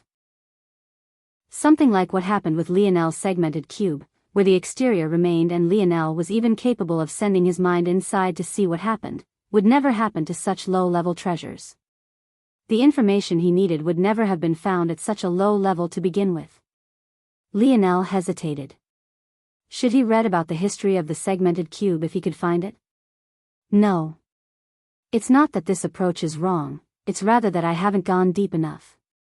This time hasn't been wasted, it might be just enough for me to be able to see. Lionel's mind flashed with the last dregs of its strength, zooming towards seventh dimensional information. His thoughts were simple. With how things were like right now, he had just gone through countless research papers that touched on crafting spatial force treasures. With that being the case, then it was likely that other related topics would also be far easier for him to pick out at a distance. As expected, without Lionel even doing anything, all research papers, techniques, and even history recounting related to spatial treasures and their crafting entered his network without him even lifting a finger. Very soon, a large swarm of six-dimensional motes of light joined Lionel's network, fusing with the web of his personal library and growing its size. It wasn't until Lionel entered the range of the seventh dimension that the process slowed. Lionel's gaze flickered. The pressure here was almost impossible to manage, but he grit his teeth, holding on. He didn't even know if he had the mental strength left to even take on a seventh-dimensional light. But he had no choice. He just had to pick right. That one, that's going to be the one. Lionel took a breath, focusing his eyes on one of the only three he could see the names of. Lionel felt that it might have what he needed. It sounded ridiculous. The title was more of something he would find in the fourth dimension, not the seventh. Plus, the segmented cube hadn't reached the end of its lifetime. But Lionel had his own reasons for making this choice. Come. Lionel grasped the mode of light and it felt as though a bang had gone off in his mind. If not for the sturdy seventh-dimensional walls of his psyche, Lionel's heart skipped a beat in fear. Just now, his mind could have collapsed. He realized that he had been far too reckless. It was a good thing his starry-tailed fox lineage factor's wisdom branch had been fully awakened, or else he would have been seriously injured, and that was only if he managed to avoid being killed. Despite its simple name, this information was without a doubt seventh-dimensional. The vast stores of information were beyond anything Lionel had ever seen before. He had yet to get far enough in his father's training to receive information of his caliber. In fact, Lionel realized that if it wasn't for his recent breakthroughs in comprehension, he wouldn't be able to make heads or tails of this research paper. His mind split like a bolt of lightning was trying to bisect it. However, he held on. Just as Lionel reached the final pages of the research paper, his token began to count down. He pushed himself to go faster, a projectile of blood leaving his lips. When Lionel awoke, he was at the bottom of the Void Library's staircase. Chapter 1451.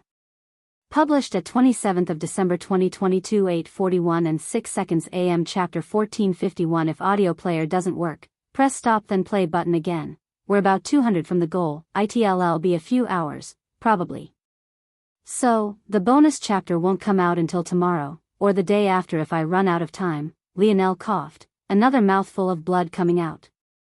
But, his gaze glowed with a feverish sort of light. The bad news was that he hadn't had time to find out anything about the spear domain. Unlike the segmented cube, the spear domain heirloom had a counterpart like the sword domain. In fact, the Sword family seemed to have an identical lineage factor to the Morales family as well. Due to this, Lionel felt that it was more likely for information about the spear domain to be available, as it seemed that it wasn't a unique treasure. In fact, it was very likely that there might be others of its kind. For all Lionel knew, there was a bow domain and a battle axe domain out there somewhere. All of this made him conclude that the Void Library would likely have information about it. The good news, though, was that he believed he had found information on what he needed to restore the segmented cube. Had exactly what Lionel needed, though it wasn't exactly the same, as he had expected, it was close enough. When the shelf life of a spatial treasure ran out, it was rarely because of space itself. There were two possibilities. One was that the force arts had degraded and the second was that the material had degraded. Lionel had been forced to read it all, but the most important information he gained was actually from the second, where the researcher posited a method to extend the life of a spatial device. There was even a note that specified that such a method would only be worthwhile if the force arts that formed the spatial device were especially precious, like ones that took rare ingredients to form. Lionel had never needed precious materials to draw his force arts before, he only needed his force quill and nothing else. However, at the highest levels, this wasn't always possible, especially since as force arts got more and more complex, some even needing weeks, months, to even years to finish drawing. A single person couldn't possibly have enough force or stamina to finish such an endeavor. And, even if they had the stamina, the quality of their force most definitely wouldn't be enough unless they had special innate nodes, familiars, or ability indexes, or affinities that could help them cover for what would otherwise be a weakness.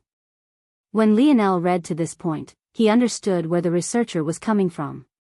He had thought that the force art used to draw the runes of a spatial treasure couldn't possibly surpass the material used to hold the space. But, he was using his limited views to comprehend something profound. When it came to life-grade spatial devices in specific, they were capable of housing life. The complexity of drawing the force art to support such a thing practically required recreating an entire world from scratch. This was exactly why most spatial devices couldn't house life. In that case, the materials needed to house the world weren't nearly as valuable as the force arts needed to create the world themselves. In such a situation, when the material reached the end of their shelf life, anyone would feel heartache, unless you were able to preserve it. The process was complex and unfortunately even more expensive than it was complex. But, simulating it roughly in his dream world, Lionel felt that it had about a 80 to 90% chance of succeeding. All of the fundamental principles that made up the theory were sound.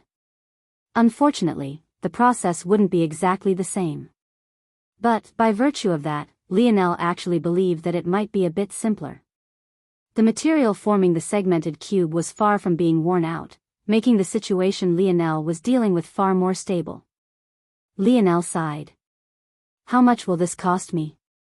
And do I even have the skill for this? My hands will need to reach a 6-dimensional designation at the bare minimum. And, I'll need a gold-grade force quill for sure. Just those 2 goals would take tens of millions of void points. And, considering their level, it would probably require quite a sum of void merits as well. The worst part was that this didn't even include the material he would need for the process either. It could easily end up costing him billions. That was a sum of wealth that even sector-ranked disciples wouldn't easily have, at least not without taking into consideration the assets of an entire faction, likely of at least the silver grade. Lionel exhaled another breath, spitting out the remaining blood that lingered in his mouth before weakly standing. His first priority was to take a step firmly into the realms of a silver-grade crafter, bring his hands up to standard, and buy himself a 7th-dimensional force quill. Only then could he turn his attention to the materials he would need. Then, he would have to pray that it was all worth it. Lionel's leg wobbled beneath him. He really needed some rest, some real sleep would be helpful. Luckily, Aina had said she would find them a home, so he just had to go and find her.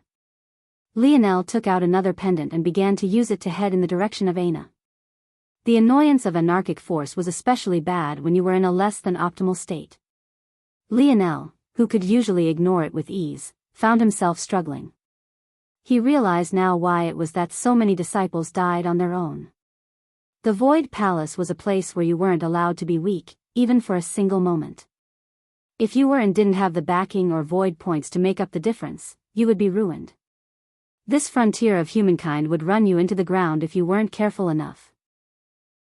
Suddenly, the sound of battle caught Lionel's attention, and his gaze, which had been focused on the ground, looked up. He frowned. Cross-referencing with the pendant, Aina was in that direction. Lionel tucked the pendant away and shot forward with what stamina he had left. But, what he found left him completely infuriated. Aina stood with her back straight and her axe brandished. To her back, what looked like a small home was burned to the ground, still smoldering with flames. Before her, 3 stood, 2 women and a man. The woman in the center brandished a whip as the 2 to her side seemed to be controlling a plant-like domain of vines and thorns. Every one of them was well into the 6th dimension, and 2 of them had striking green hair. Aina's clothes were charred in many places. But, where they weren't, whip-like marks were left. It was immediately obvious to Lionel that she had been within the home when it burned down. There was another crack of the whip. Aina dodged, but just a margin too slow, another cut being left in her robes and a bloody mark streaking around her shoulder. Lionel could tell that Aina's right leg was injured and she was waiting for it to heal. At the same time, she needed to wait for an opportunity to use her blood force. It was clear that these people had caught her off guard. However, whatever logic and deductions Lionel was making was thrown far to the back of his mind and happened subconsciously. Right now, he was furious. Chapter 1452. Published at 27th of December 2022 8:41 and 6 seconds AM. Chapter 1452. If audio player doesn't work, press stop then play button again. Lionel's mind spun with the events, his senses stepping into hyperdrive. Aina had likely been within the house when she was suddenly attacked. Caught off guard, the home had collapsed onto her. For someone like Aina, a normal home collapsing wouldn't even be able to leave a dent on her. However, one that could stand in this dense anarchic force was a different matter entirely. It wasn't an exaggeration to say that if she was caught beneath the wrong avalanche, not to mention a severe injury, she could end up crippled, and there was even a small possibility of her being crushed to death. Aina managed to pull herself out, but by that point, the fire had latched itself to her and burned large segments of her robes. On top of that, her leg was broken. Before her healing factor could even deal with these things, she was surrounded by 3 galaxy-ranked disciples, two of which seemed to very obviously be from the Vierer family. And now, the Vierer family member brandished a whip, treating Aina like some sort of dog she was punishing. I've already said it once and I don't like to repeat myself. Sign this contract and we will let you go. It's quite simple. If you want to see how far we can take your humiliation, feel free to keep testing my patience. There are countless things I can do without killing you. In fact, if you let me go through the list one by one, you just might kill yourself before I'm through. A cold light flashed in the young woman's gaze. However, seeing the cold glare Aina was giving her, her own flashed with rage. Huh, Emily, you're a woman. Aren't you aware of how to piss off another woman best? The only one without green hair, a young man by the name of Elliot, grinned. Just spit it out. The young man laughed harder. Just look at her, even in such a state, she's actually such a beauty, and so much of her clothes have been burnt away already. Half the work is already done. Emily's brows furrowed. But, seeing the cold light in Aina's gaze and her lack of a reaction, she could easily tell that Elliot's suggestion wasn't just in the interest of their mission. However, she also couldn't deny that for a prideful person like Aina, it was the perfect tactic. The next time her whip cracked, it left a large gash across Aina's toned torso.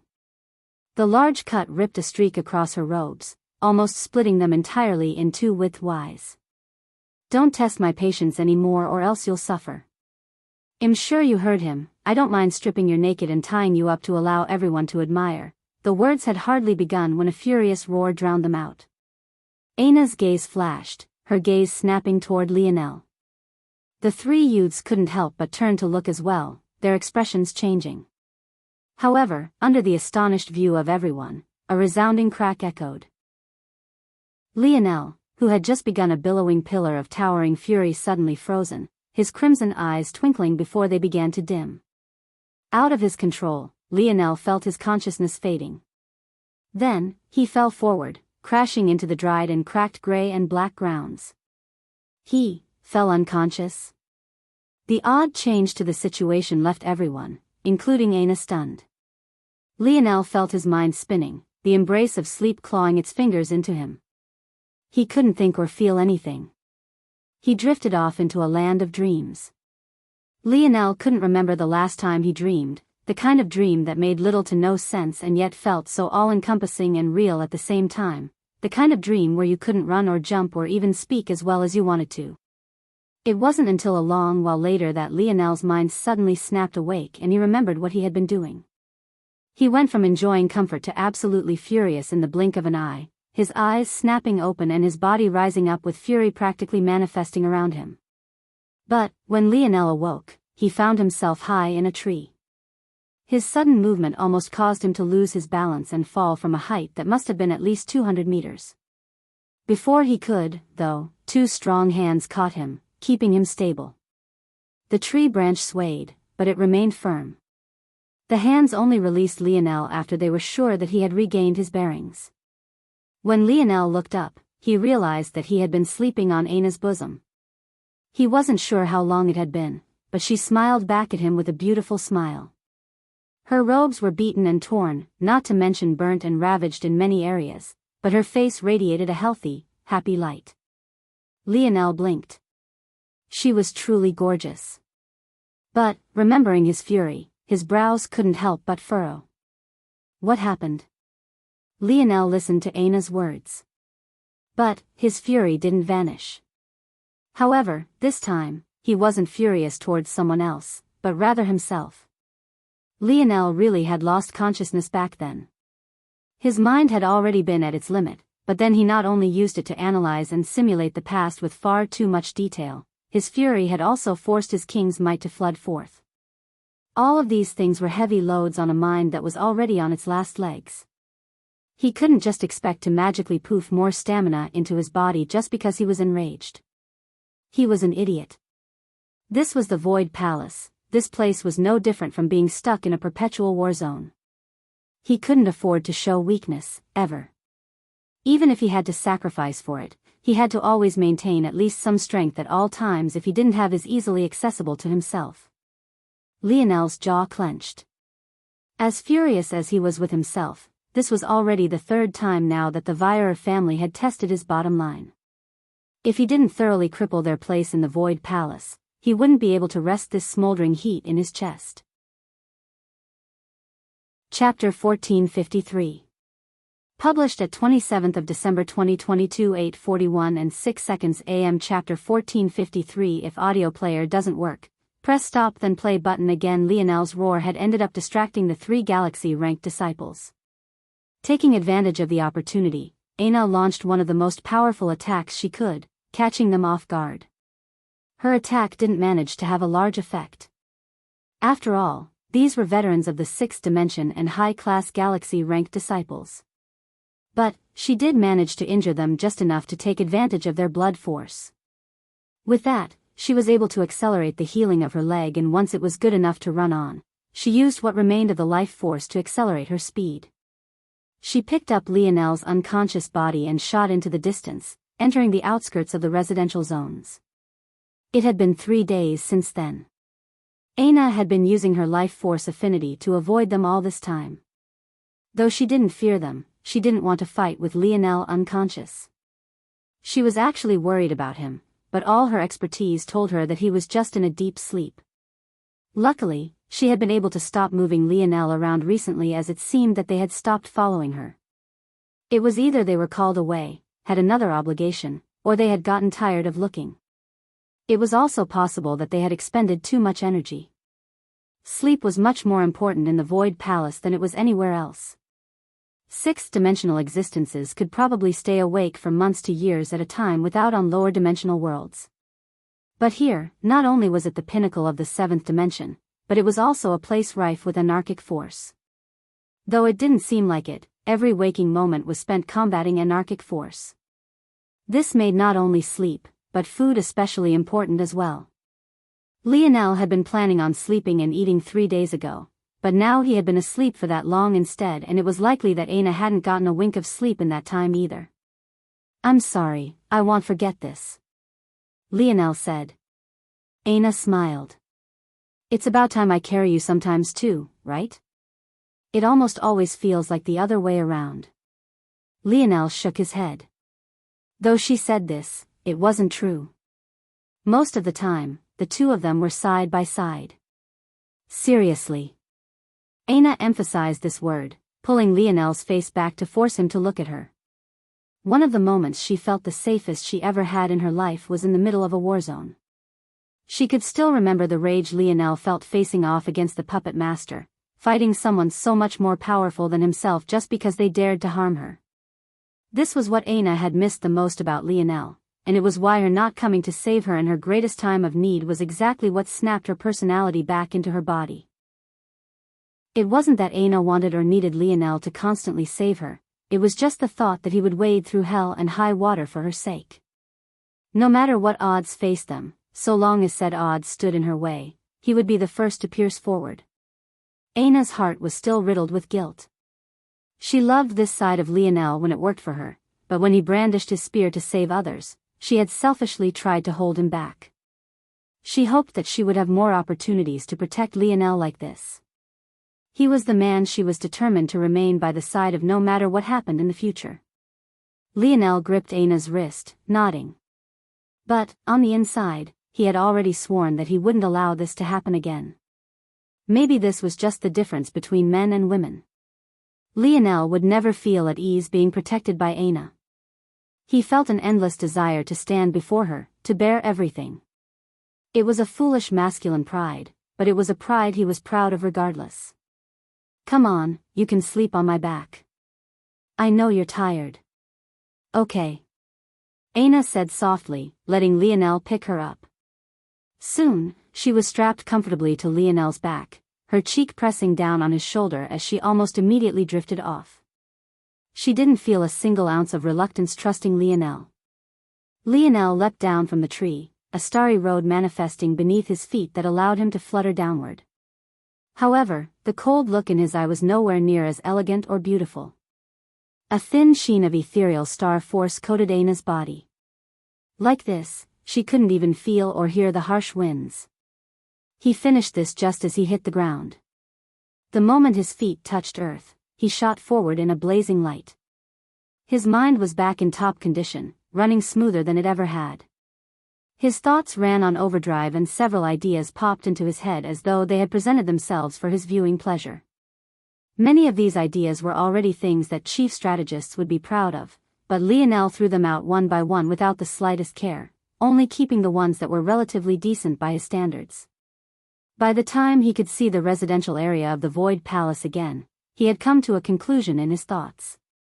Up ahead, he noticed, 1, 2, 4, 7 total. Almost the instant he appeared, 7 seemingly unrelated individuals had odd changes to their expressions before carefully turning and beginning to walk away. There didn't seem to be anything wrong with their actions at all, but Lionel suddenly accelerated. Appearing before the first in the blink of an eye, his fist shot outward. He didn't ask questions, he didn't double-check his conjecture, he didn't even ask them for information. His father's name made even the Void Elders quake in fear, but he wasn't his father. It seemed he would have to teach these people one by one that he could be more fearsome than even his old man. And he would start with these galaxy-ranked disciples. The sound of shattering bone echoed. Chapter 1454. Published at 27th of December 2022 8:41 and 7 seconds AM. Chapter 1454. If audio player doesn't work, press stop then play button again. Lionel's actions were vicious and without regard. The first student shot out like a speed bullet, their chest caving inward and pieces of flesh and organ flying out of their mouths as they spit up blood. Lionel's body flickered, his speed touching realms these lower-level 6-dimensional existences couldn't even fathom, his fists radiating with bronze runes as he pummeled them down one by one. Those who happened to be lingering in the surroundings watching on with flickering gazes.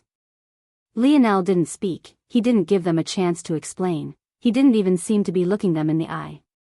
He didn't even show any mercy for any of the women within the group. His palm grasped the face of a young man, slamming the back of his head into the touch ground. The latter's arm seized, reaching up into the air as he seemed to go into some sort of epileptic shock. But Lionel had already moved on, appearing before a young woman, his heel had already slammed into her temple before she registered his existence. Her head rebounded off the ground, only to be forced to come to a halt as the sole of Lionel's foot stomped downward, deforming her cheek and shattering her jaw. She reached up a hand, trying to grasp at Lionel's leg to pull him off of her. But he simply grasped her wrist, his gaze flashing with a blinding light as he pulled. A heart-rending shriek shook those watching to the core as Lionel ripped her arm from its socket, a bloodied mess pooling into the surroundings. Lionel let the arm drop, his cold, indifferent expression fading into the distance as he walked away from the scene, not sparing anyone else a glance. He hadn't done this to stop information from spreading to begin with. He had only done it for 2 reasons. First as a warning, and second to vent. Soon, he appeared before a Senate branch. Entering, he finally turned in the 3-star Void mission and received his rewards. The mission initially had an award of 118,000. After becoming a 1-star mission it doubled again after becoming 2-star, and it doubled once more after becoming 3-star. That gave Lionel 944,000 Void points. In addition, because it was a 3-star mission, that also gave them 3 Void merits to work with. Taking advantage of their pardon, Lionel gave the contract over to the administrator overseeing the branch and had her voided. After that process was through, Lionel turned and left. If these Void points were combined with what Lionel had taken from Orinik, he actually had nearly 5 million Void points. Towards such a thing, Lionel could only inwardly shake his head.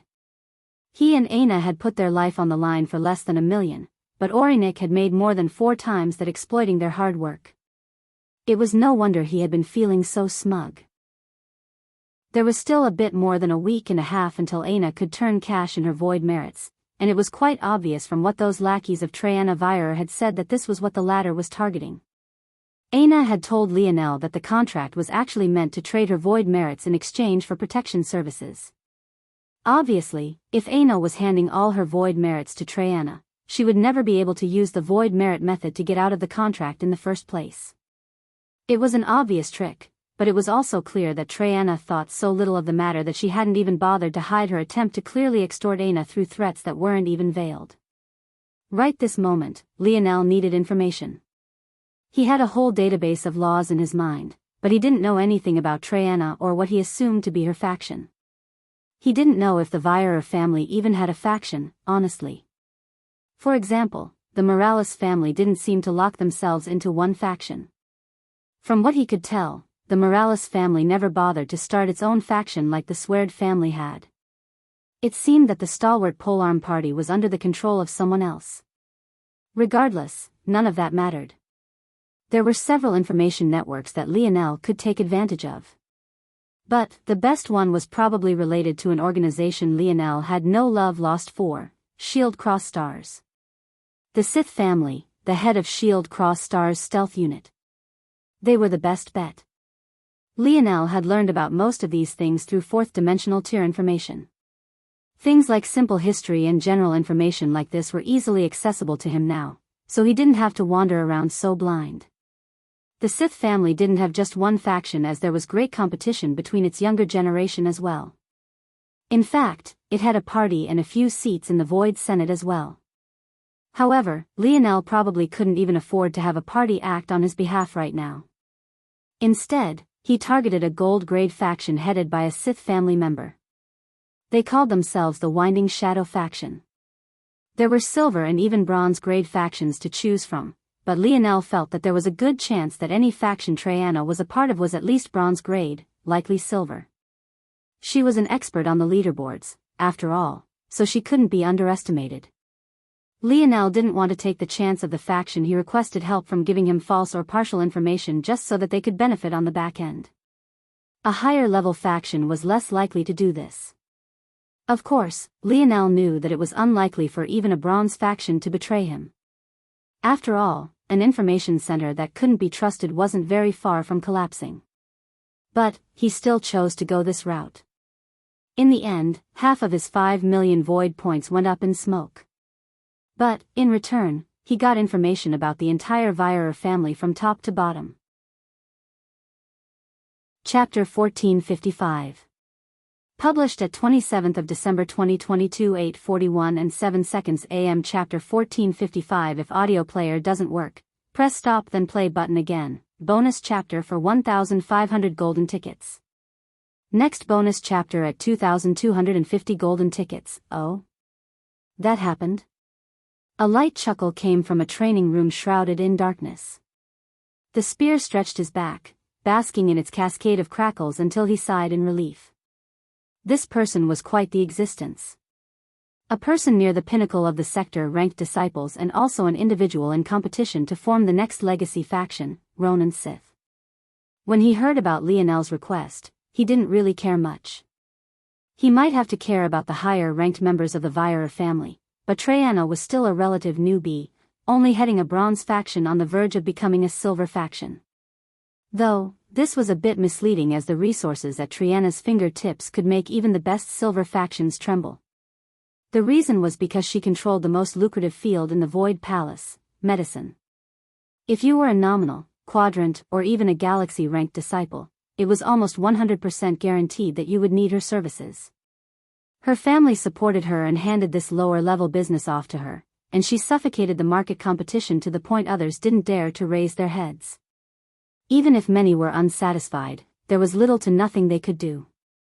If they wanted to survive and have their injuries cured in a timely fashion, they could only suck it up.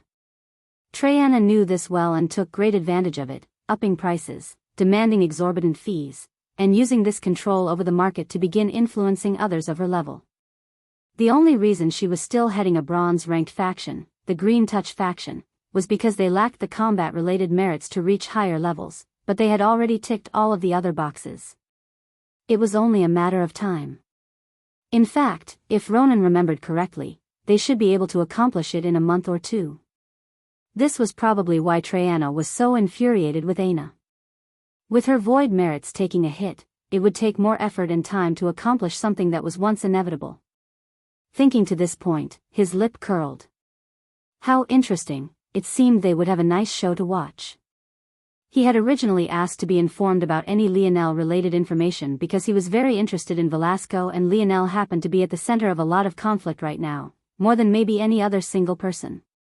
Setting aside the Triana and White Lion Bao problem, the largest conflict currently ongoing in the Void Palace was between the Sword and Spear factions. This conflict was pretty much perpetual, but the expulsion of the stalwart Polearm party and their demotion back to Legacy faction was like oil to the fire. There was a lot of hot blood to go around, and for someone like Ronan, this was the most interesting show to watch. It's not fun when things are too one-sided. I'm glad this Lionel has the stones and wealth to try and level the playing field. But Triana won't be an easy opponent to deal with. Let my younger cousins in on this. There's likely going to be a ton of people wanting information on this struggle, so let them benefit. Others can't afford our prices anyway. Yes, faction head. It took Lionel only a few seconds to go through all of the information. So, it seemed that the Vieira family didn't have anyone on the Void Senate. This was good news. Lionel would have still dealt with Triana, not to mention those three who had attacked Aina, without the slightest hesitation anyway. But, this just meant that things would be less troublesome. This situation is still complex, though. If this information is correct, then the stake the Vieira family has in Triana isn't small. It's very likely that they're propping her up and accelerating her growth so that one day she can get them the seat they're missing. If Ronan could read Lionel's thoughts, he would be shocked to see that Lionel had already drawn such a conclusion. The information they gave out was bare bones. It didn't have any theories or deductions on it, just raw numbers and facts. For Lionel to reach this conclusion, and so quickly at that, without having understood the family dynamics prior to this, was shocking beyond belief. Whatever I do, then, I have to account for their reaction. The strongest faction of the Vieira family is gold-ranked. They aren't combat specialists, but their lineage factor is exceptional at area control. And, considering Triana is ranked on the leaderboard, there's little doubt that believing they can't be lethal will cause me to suffer. Lionel soon returned to where the home Aina had gotten for them burnt down. Unfortunately, this wasn't against the rules. Though Lionel had methods of using his unranked status to make them suffer, he wasn't satisfied with this alone. It would at most be a small paper cut to a behemoth like that. The flames had long since gone out and there was nothing remaining but charred fragments of wood. He stared at it for a while before turning away. He didn't plan on lifting a single finger to clean it up. He would make Triana get on her knees and clean up the pieces one by one. Then, she would buy them another home with a bright smile on her bruised face. If she didn't, Lionel wouldn't mind tying her up in the nude for everyone to admire her figure. With a flicker, Lionel vanished, his speed nothing more than a line of white gold to most until he appeared within Spear faction territory. Right now, he had time to kill until Aina woke up. The next step of his plan relied on her. Not her power, but rather her ability. The smart thing to do would probably be to get a head start on raising his finger designation. But, he really wanted to use a spear right now. What happened when he tried to enter a training room, though, left him baffled. Uncle Montez? Kid, you've been here for so long already and this is the first time you've tried to train your spear? Do you think I just have time to waste here waiting for you? Lionel's lip twitched. How was he supposed to know he was here and waiting for him? Chapter 1456. Published at 27th of December 2022 8:41 and 7 seconds AM. Chapter 1456. If audio player doesn't work, press stop then play button again. What's with that face? Do you need a beating, brat? Lionel's expression became weirder. Uncle Montez had always been a nice guy. Why did he sound so much like Wise Star Order all of a sudden? Granted, Lionel hadn't seen him for a few years since he hadn't cleared an Earth zone in a while. But, that wasn't enough for a man well into his middle ages to have such a sudden and drastic change in personality, right? The commotion Montez caused wasn't small, and it also didn't help that he was still wearing that dazzling golden armor he usually did. The Spear faction community was a neighborhood of sorts, but there were no residences. Everything in the region was tailored toward the spear and its training. In comparison to the other regions of the Void Palace Lionel had been in, this region was tidy and well kept, and it even seemed that the perpetual darkness was lifted here. There was definitely a formation of sorts protecting this region. That said, not just anyone could enter. Not only did Lionel have to display his spear force, he had to pay a fee of void points and void merits. After paying a void merit and a 100,000 void points, he gained the right to stay here for a single day. It was only after entering, though, that Lionel understood why things were like this. If he could stay here indefinitely, he wouldn't even bother to go and find a residence for himself. This place was much too luxurious. Even if it hadn't looked so nice, just the fact the anarchic force in this region seemed to be dimmed by at least tenfold was worth it. It would be far easier to recover and train in this place. But, it was also because of all of these reasons that Montez's reaction was far too over the top. He should know that Lionel had just made it here. How much quicker was he supposed to gather 100,000 void points and a void merit, exactly? Lionel looked around to find that a lot of people were looking over. Some looked toward Montez with reverence, others looked amused, but before Lionel could reconcile what was happening, the shout of a woman echoed through the skies. Montez, what did I say about stepping foot here? Shit. Get to running, kid. Montez's figure flickered and vanished. But, Lionel wasn't nearly as vast and couldn't do anything before a woman fell from the skies like a meteor. Bang! Montez had already vanished, but Lionel found himself unable to move. The woman had a valiant head of bronzed hair, her skin reflecting a healthy sheen of brown and olive. However, the oddest thing was that she looked to have covered her exposed skin in oil, making several young men in the surroundings gulp. Didn't she know what kind of enticement this brought? The woman wore a short, pleated skirt, made of plates of armor. It barely covered a third of the way down her thighs, and when she swayed, the leather-like bottoms she wore were revealed, clinging tightly around the curve of her groin. On top, her chest was bandaged and pressed down firmly. She wasn't well endowed in that area, but the bulges still left quite little to the imagination. Other than this, she wore no other clothing aside from wrist guards and a ribbon to tie her hair up. In her right hand, she held a spear even taller than herself, which was saying something considering she was almost eye level with Lionel despite her gender. Of course, you would manage to notice all things if your eyes hadn't gotten stuck roaming along her chiseled abs. She managed to make Lionel wonder if he was even considered to be fit, but he then concluded that the oil was definitely a great help to her. The woman snarled, realizing that Montez had escaped before her gaze shifted and landed on Lionel. She looked him up and down, her gaze still as fierce. But, seemingly noticing that Aina was sleeping on his back, her expression suddenly softened. Forget it. Go off, he probably has something he wants to share with you. The woman shook her head, turning to leave. Miss. Lionel called out, a hint of confusion still in his eyes. Lionel smiled.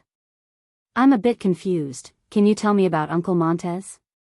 Oh. You call him uncle? He's probably happy about that. Lionel blinked. He had only started calling Montez uncle because he felt it was more ingratiating. It had also helped him gain some extra benefits from him. Plus, he liked Montez, and it could be said a lot of his current accomplishments were thanks to Montez, whether it was or Little Tolly, not to mention Little Blackstar's copy bloodline. But, this woman's words seemed to imply something else.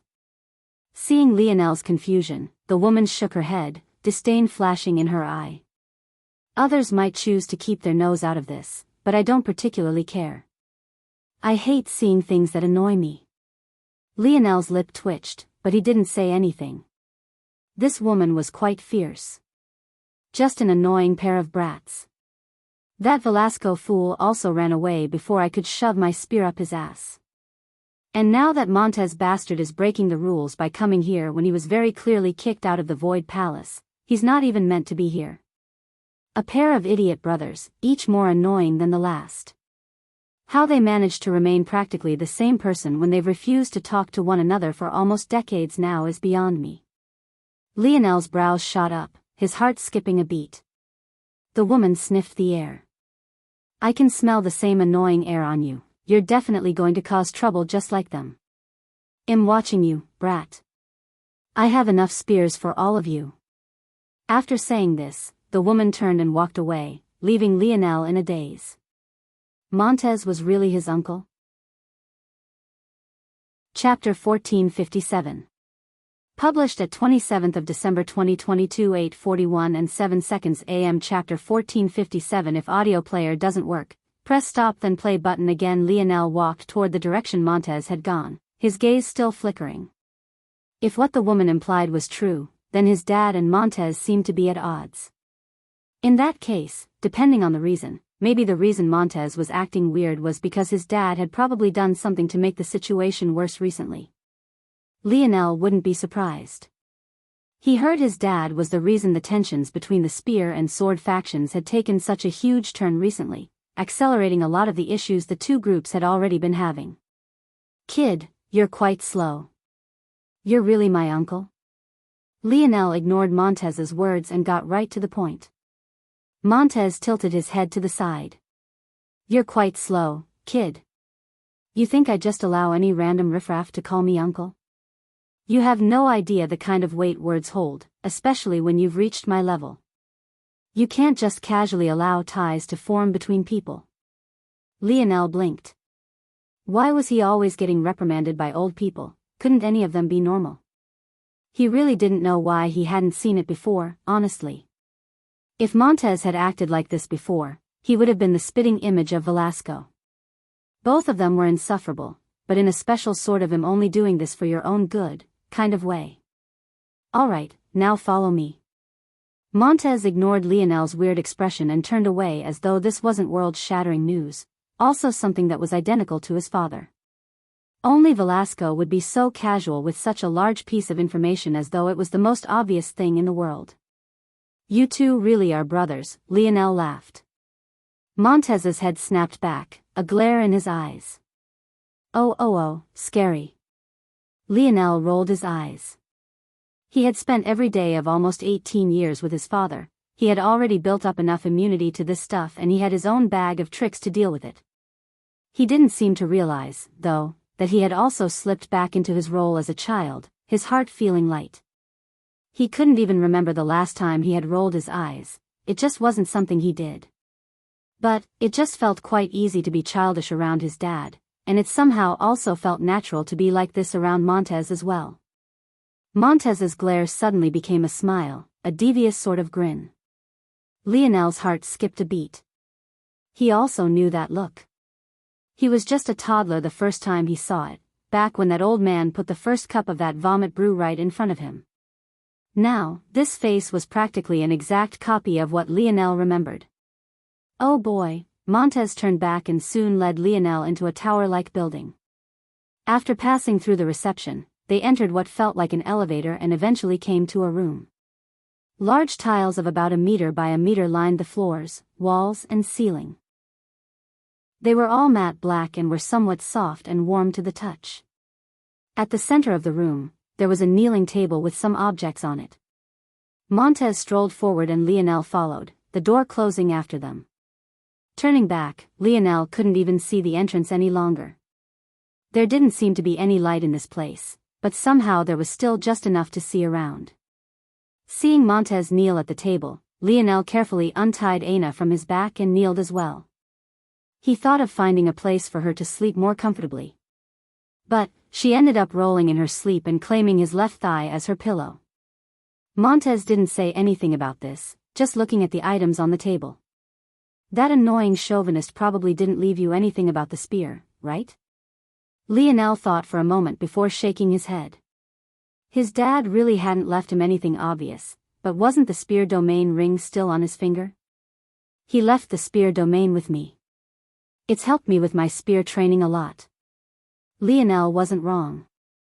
The spear domain was probably the best trainer of the spear in all of existence, filled with tens of thousands of teachers. Montez's eyes flashed with an enraged light for a moment, but it quickly faded. I don't mean that, I mean something like he likely did with your crafting training. That chauvinist is arrogant, he thinks he's above even the spear domain. If he really cared, he would have left you personalized training. Lionel nodded. Montez was probably right. His dad really was like that. But, then again, that old man had said he'd teach him a lesson if he dared awaken his spear domain lineage factor first. So, he must really not like the spear for some reason. You're right, he left me a crafting training program, but nothing about the spear. Montez shook his head, clearly expecting this.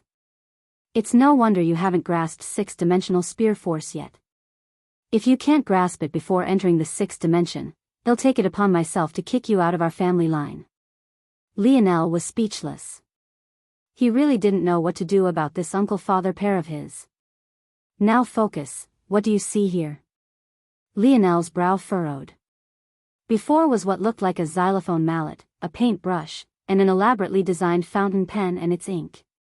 A mallet, a paintbrush and a fountain pen and an inkwell. Good, you're going to learn how to play music, write poetry, and paint for me until I'm satisfied. Lionel was left stunned. Excuse me? Did I not speak clearly enough? Lionel didn't know what to say. He had never done any of that stuff, not to mention the fact he didn't think that he would be very good at it.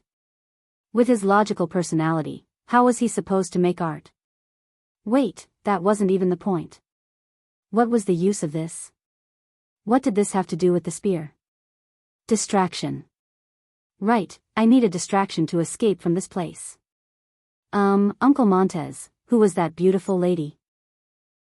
I think she likes you, maybe you should pursue her. In my experience, women don't get so riled up about men they don't care about. Montez raised a brow. Of course she likes me, she's my wife. Lionel was thoroughly defeated. Who runs away from their wife like that? Chapter 1458.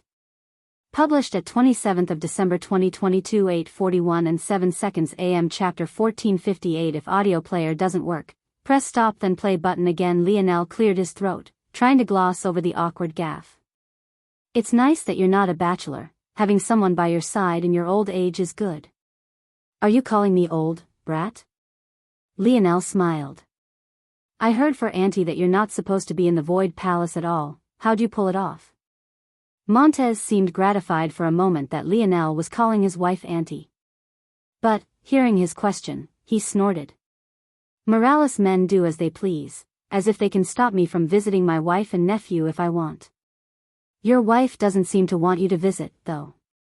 Montez seemed to blush for a moment, but he quickly recovered. What do you know? That woman told me not to appear before her again until I decided to put a baby inside her. She's crazy. Lionel sputtered, rolling his lips over each other to stop himself from laughing any harder. He realized that finding his uncle's weakness was the same as finding his father's weakness. Velasco was lucky that Lionel hadn't known his mother for most of his life, but now that he did, he wouldn't let that old man off next time he saw him. Then just put a baby in her, don't tell me you're impotent, UNC? Montez's expression darkened. Who's impotent? My vitality could run circles around yours. You're lucky I'm a married man or else I'd take you to the closest brothel and bury you. Lionel laughed so hard his vision blurred. The role models in his family seemed to really be top-notch. It was no wonder their wives had such a tight leash on him. Luckily, he was a much better man and hadn't stumbled into these degenerate ways. Montez shook his head. You did a good job distracting me, but you're not getting out of this one. Montez snapped his fingers and Lionel's teleportation attempt shattered, leaving his face sunken. How'd you find out? Lionel practically pouted. You think that you hide anything from me within my absolute domain? You'd better forget about running away. You're going to sit here until I'm satisfied, and you're going to continue coming here as well, or else I want mine spanking you in front of your little girlfriend. Lionel sighed and shook his head. What is the point of all of this? If you're really capable, go and take your rage out on that old man. Why are you torturing me? Snap. Lionel winced, rubbing his forehead. Montez had moved faster than he could track, flicking his forehead so hard he was almost certain that a lump would form if not for his starry-tailed fox lineage factor. Oh. That's not a bad bloodline, surprising for that trash family. I bet it still hurts, though. There's more where that came from too if you keep wagging your tongue. Lionel rubbed his forehead, realizing that he wasn't going to get out of this. How annoying. He didn't have a single artistic bone in his body. How was he supposed to do this, exactly? And how was this going to be helpful? Painting and calligraphy wouldn't be hard. Lionel was fairly certain that he could copy perfectly. However, he had a feeling that his uncle wanted him to do much more than just copy. You've almost reached full mastery of your... Wait. I don't want to hear about future and current spear forces. I want to comprehend them all on my own. Hearing this, Montez's expression flickered, his brow furrowing before loosening. Then, he laughed, his booming voice almost shattering the protective sheen around Aina and nearly making Lionel's ears bleed. Fine. You've almost reached full mastery of your fifth-dimensional spear force. How would you describe it? Controlled range. Montez blinked. I've never heard it summed up in 2 words before, but this is probably the most correct explanation I've ever heard at the same time. The spear is not just about being able to kill enemies from a larger range. It is the king of the battlefield, a general's weapon, because it represents not elegance, not fancy tricks, not flair, but rather a dominion. Within the range of a spear, nothing should be able to enter without dying, and nothing should be able to get close without your permission. That, controlled range, is your spear domain. But, I can see at a glance that your control is lacking. You have no discipline and no method of honing it. Lionel shook his head. Him? Lacking control? That was probably the one thing he had in spades. He didn't understand or agree with this conclusion at all. Someone else might eat up the words someone so much stronger than they were saying, but Lionel was known for his stubbornness and he didn't like accepting things he couldn't under the purpose of. He had even spent so long in the Four Seasons realm all because he couldn't understand why the heavenly body realm had to come next, and only barely accepted it and broke through after Wise Star Order explained it to him. Quite simply put, he would need more than this. Plus, didn't his uncle just say the spear didn't have any elegance, fancy tricks or flair? What was poetry, music and painting if not exactly those 3 things? He was already contradicting himself. Montez sighed. A man needs to have a hard exterior, but his heart must be boundless. The spear is just the same. It is the weapon of a man willing to place everything on his shoulders, but the root of that is just as important as its outcome. The method by which you go about it is maybe even more important. Simplicity itself isn't beautiful. It's simplicity that has roots in complexity that is beautiful. If I describe my emotions to you, I can easily say, I am angry. That is simple, that will get the point across, but it lacks any sort of beauty. However, if I say, Montez's palm flipped over, revealing a calligraphy pen. He unfurled a sheet of paper, his demeanor shifting and a mark of dignity appearing between his brows. His wrist flexed, his pen racing across the paper. Thunder claps to the beating of my heart. The world remains ignorant to my thoughts. Lionel squinted, the forceful strokes making his eyes sting. 2 simple phrases, barely 5 times the number of words, but the depth is infinitely greater. At the same time, Montez's arm shot forward, his pen stopping a mere 1/10 of a centimeter from Lionel's brows. Lionel's hair blew back, a bead of sweat falling down his forehead and dripping onto the tip of the pen. The strength beyond the strike gains the same profoundness. Chapter 1459. Published at 27th of December 2022 8:41 and 7 seconds AM. Chapter 1459. If audio player doesn't work, press stop then play button again. In a few moments, Lionel could think of quite a few interpretations of his uncle's words, the most important and profound of which was the dichotomy between the presence of a clap of thunder, compared to the irony of the world's ignorance. The clap of thunder was supposedly the subject's beating heart, and everyone could so clearly hear it, and yet they had no idea just what that represented. Whatever hidden rage and fury that caused the skies to quake was still bottled away, hidden in the tip of the very pen before him. It was a powerful imagery, and it made Lionel somewhat understand what his uncle was trying to say. The spear was a steady and controlled weapon, but that didn't mean that the intent behind it had to be. In fact, if the intent behind it was too shallow, then it also made the spear weak. It was just like what his uncle had said about being a man. It was good if a man was willing to take on burdens and weigh down his shoulders. But, if he didn't have a good reason for doing so, if his resolve was weak and lacking, then his back would easily break.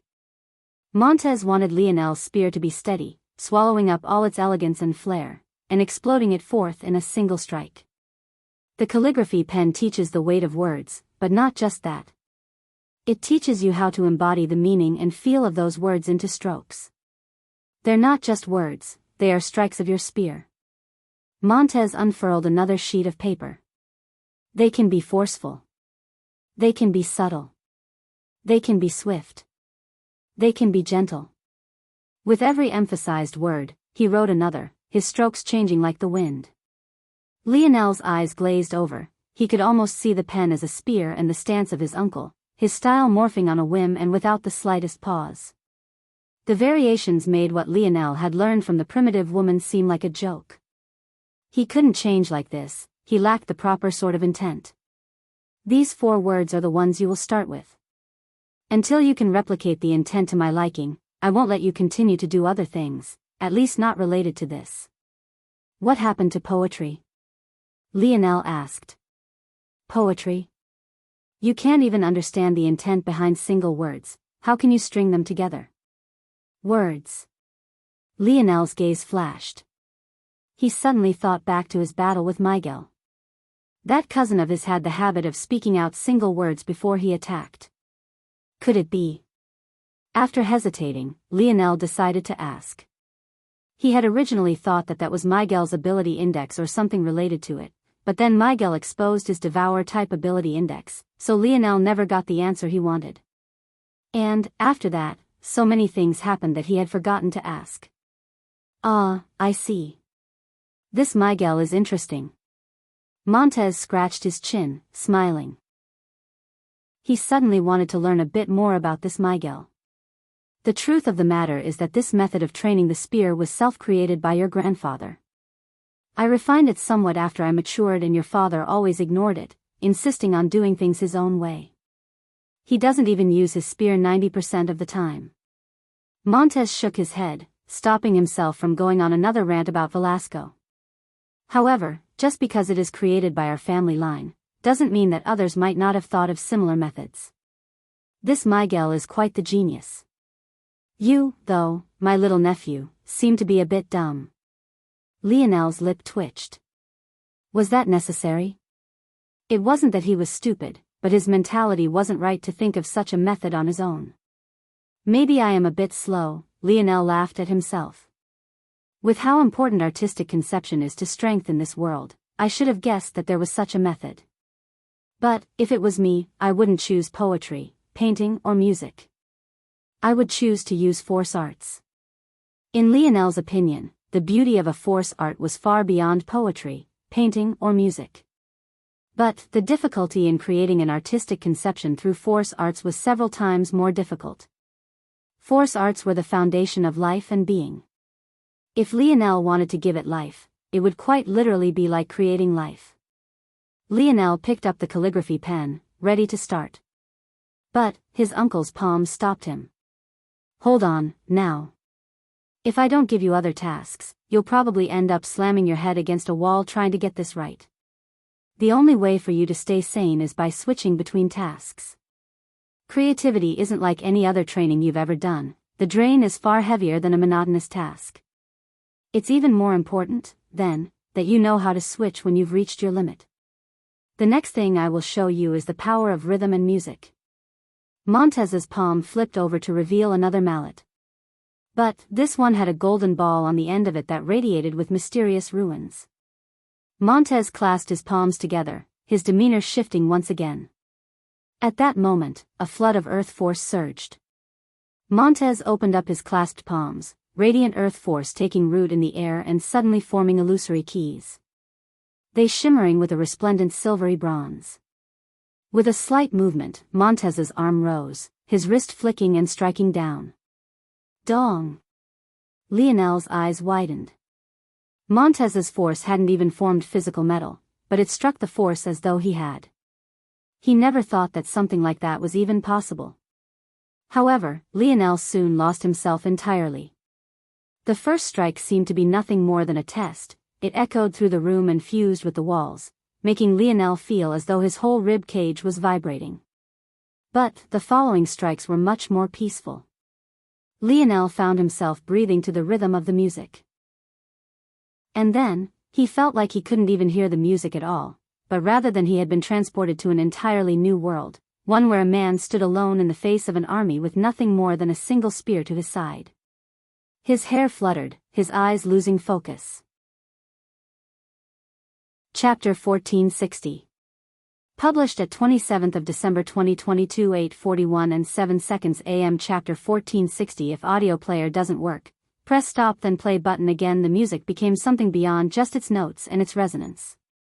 It painted the atmosphere itself, deciding the rhythm of Lionel's heart and plucking the strings of his emotion. It was almost like nothing else mattered but the sounds he was hearing, even what was truly before his eyes no longer mattered. When the music stopped, Lionel sat in silence for a long while, unmoving. His blood boiled, rushing through his veins like flood dragons. The beating of his heart thrummed like the roar of beasts. It took him several moments to calm and realize that the music he had just heard sounded nothing like a xylophone. It felt like an entire orchestra was roaring at him.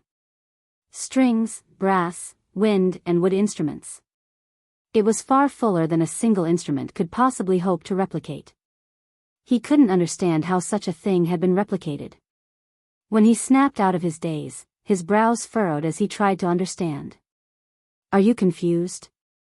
"Yes," Lionel replied without hesitation. In return, he gained a mallet to the forehead. Only when he started rubbing his forehead again, did Montez begin to explain. "When you create your own instrument, you can make it sound like whatever you want it to sound like. If I want it to sound like a xylophone, I simply strike. Dong."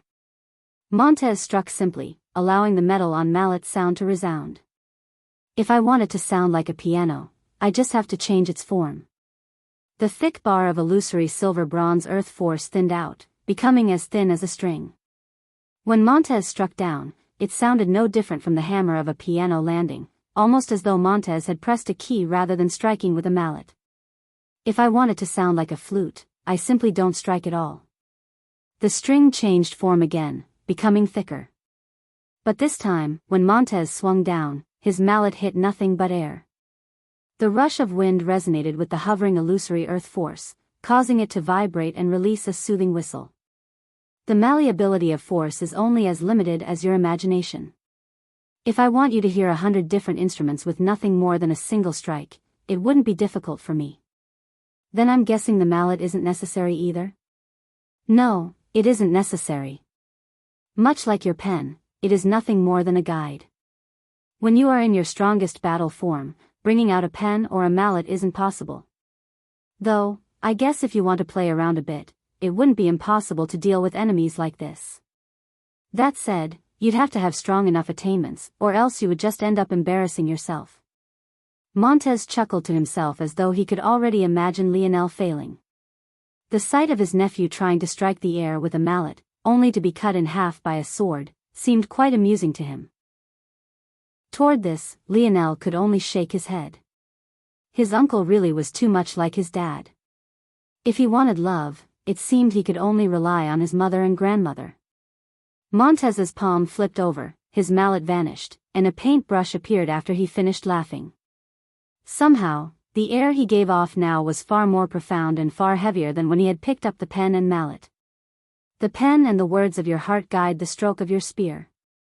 Your mallet and the music of your heart guides the core principle of your absolute domain. However, it is the brush and dreams of your heart that guides the power of your spear. As Montez spoke, he dipped the brush, his gaze becoming sharper and sharper as he lowered it to the unfurled canvas. A single stroke sets a line. A dozen strokes sets a foundation. 100 strokes sets a tone. 1,000 strokes decides the atmosphere. 1 stroke shone. A dozen strokes caused the sounds of sharpening blades to resonate through the room. 100 strokes forced these blades to take form, circulating around Montez. 1,000 strokes made the blades sing, the canvas shimmering with a blinding gold as a spear mark appeared before Montez's head. When the canvas finally stopped shimmering and Lionel could stop squinting, he looked down to find a far simpler image that he would have expected to find. It was just a single spear. In fact, it wasn't even a whole spear. The polearm was incomplete and the blade was only about a fifth to a fourth complete judging by these dimensions. However, when he looked toward his uncle, the latter was drenched in sweat. With a flick of his wrist, Montez caused a blade of ink to split the canvas in half, not leaving a single mark on the table beneath it. Trash. He mumbled beneath his breath, shaking his head. The canvas suddenly corroded as though it was metal before crumbling to dust. A rush of wind blew it away as though it was never there a moment later. Don't even think about drawing a spear, it's beyond you. Start with simple sceneries.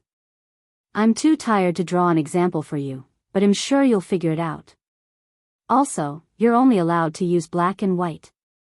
Give your work color through the atmosphere it gives off. Color will only distract and fool you. Clearly done with this, Montez stood, preparing to walk out.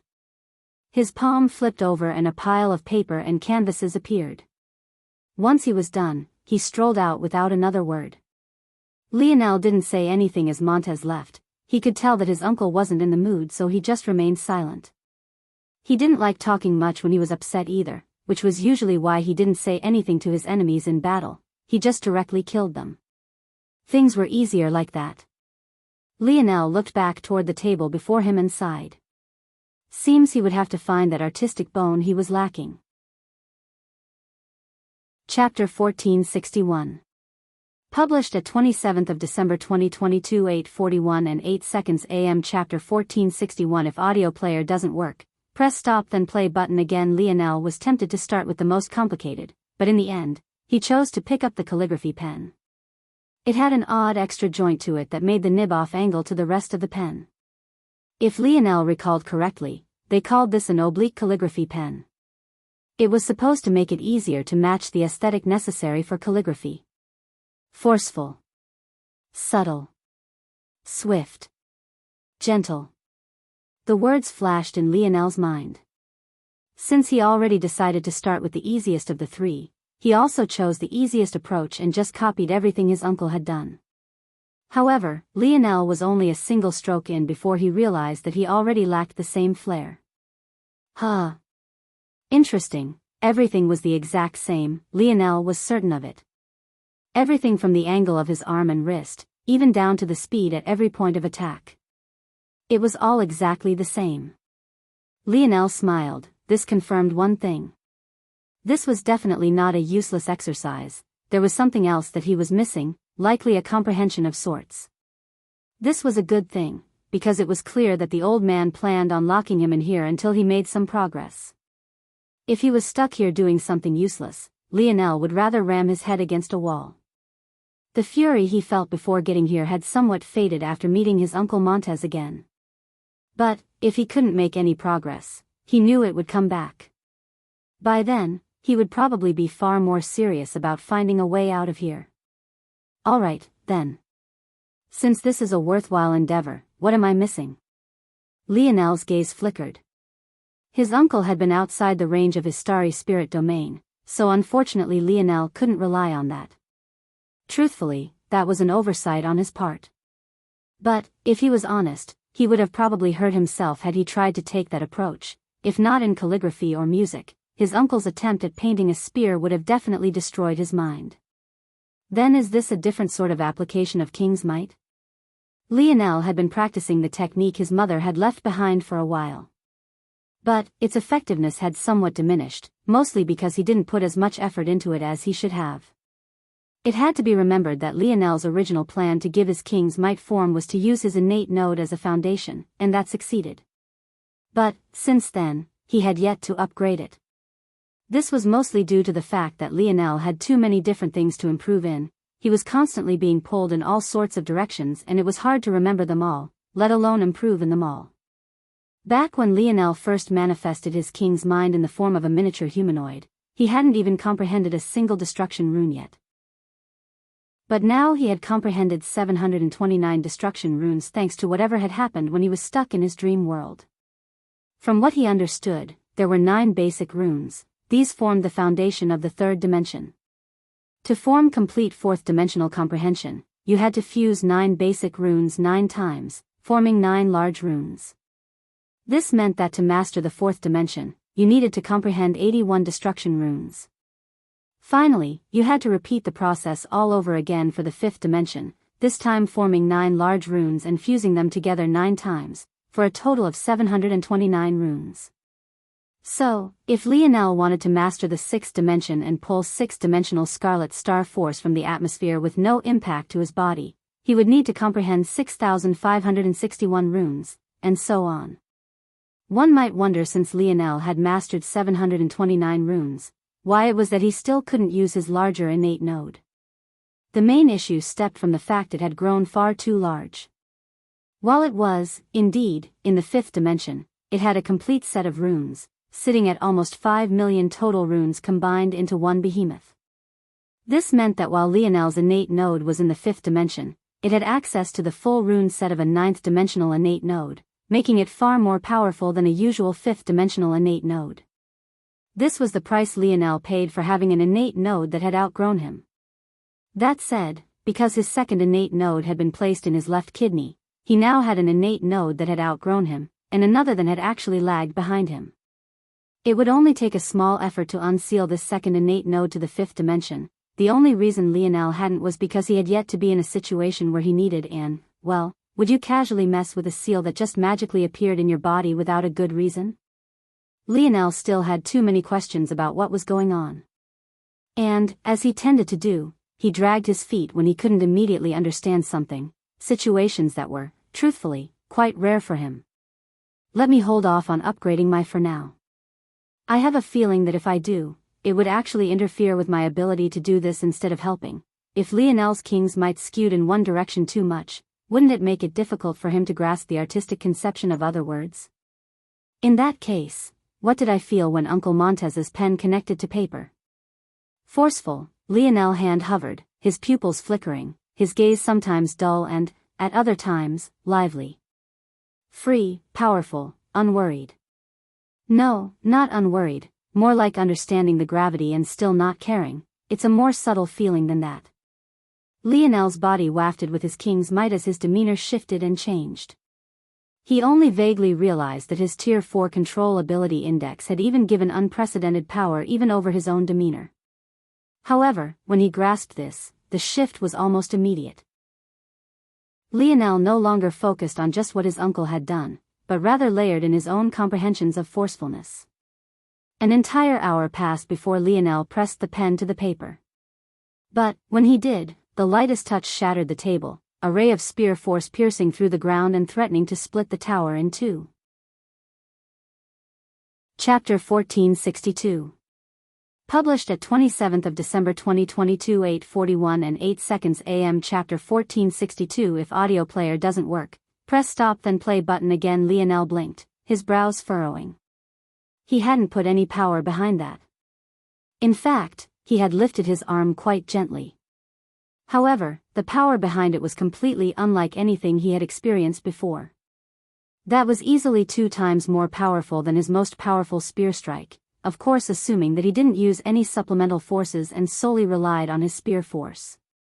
Despite this, Lionel wasn't happy with this. He suddenly realized the real reason his uncle was constraining him to paper and canvas like this. Even when his uncle played music, the blades of spear force had all been restrained and didn't even wake up Aina. And yet, he had hardly touched the paper, but he had already split the table in two and made the tower tremble. If it wasn't for the sturdy walls of this odd training room, he probably would have pierced through it as well. Lionel's eyes narrowed. He had forgotten something important. It wasn't just about embodying the word or the line of poetry, it was about concentrating that embodiment into the tip of a spear. It was about controlling it. Lionel's brow furrowed. How would he do that?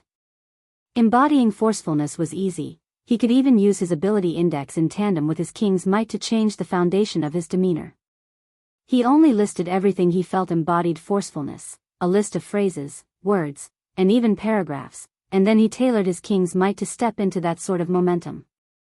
However, if he added the word control to that list, it would basically negate all of the other words he had put in, making the list he had created absolutely useless.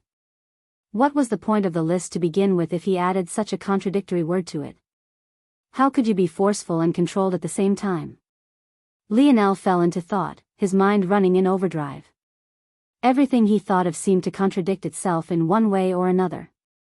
Maybe it's about concentrating it? Lionel shook his head. He thought that maybe the answer was to narrow the scope of the forcefulness.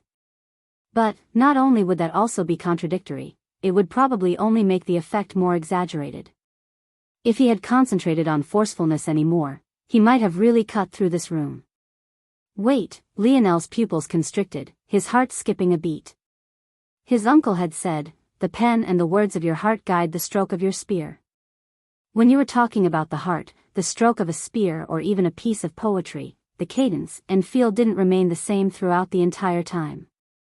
Lionel's mind focused on one of the first things he had placed on the list, unworried. No, not unworried, more like understanding the gravity and still not caring. It's a more subtle feeling than that. Lionel read that line in his mind again and again. Understanding and still not caring. That was the key.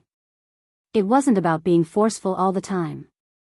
Control didn't mean the same thing in every context. In the case of forcefulness, a controlled forcefulness wasn't about being restrained in your forcefulness. Rather, it was about understanding and picking the right time to be forceful. Or, it was about grasping the full scope of the situation and directing your forcefulness toward what needed it. When Lionel thought to this point, his gaze began to glow again. That was the essence. Control manifested itself in different ways depending on what your goal was. The scope of the word was far beyond his initial bias. Lionel sat frozen, his pen hovering above the shattered table. Ink drizzled down, paper was flung in all directions, but he remained unmoving.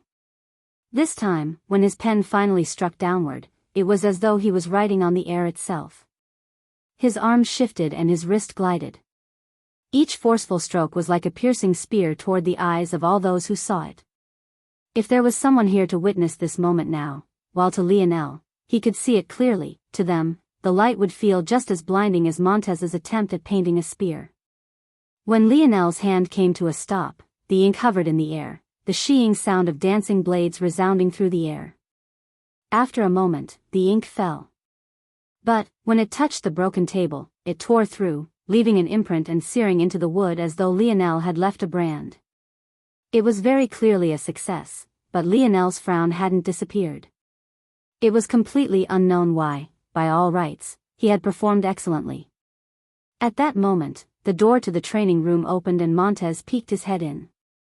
The building had suddenly threatened to implode and he came to check what the hell had happened. Compared to the other training rooms, this was fairly low class. And, because he hadn't paid for Lionel to be here, the protective formations also weren't activated. Of course, he hadn't told Lionel any of this, thinking it would be funny when Lionel got kicked out. But, he ended up coming back before that. When he saw the word etched into the table, his brows shot up. But, whatever surprise he had felt was quickly concealed as Lionel turned toward him. Lionel's expression was a bit embarrassed, but Montez didn't hold back in the slightest. Your handwriting is shit. Are you planning on creating squiggly spear arts? Lionel's lip twitched, but there was nothing he could say in response. If he tried to control a spear like this, his attack would be full of holes, not to mention weak. Montez shut the door after tossing another table into the room.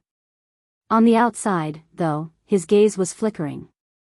3 hours, it had been 3 hours. That he was certain of. It seems he has a lineage factor that helps him concentrate his will.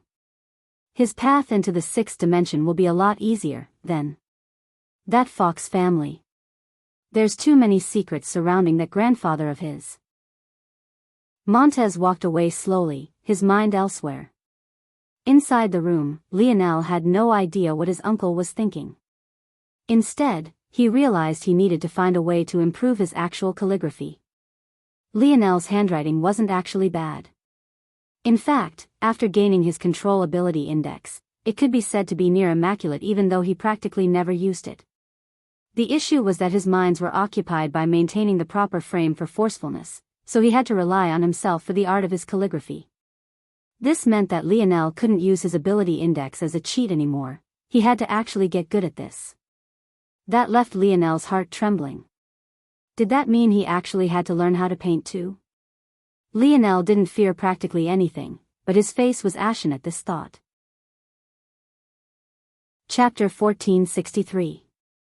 Published at 27th of December 2022 8:41 and 8 seconds AM. Chapter 1463. If audio player doesn't work, press stop then play button again. The only way forward was practice. At least for most people. But Lionel had another potential option, optimization.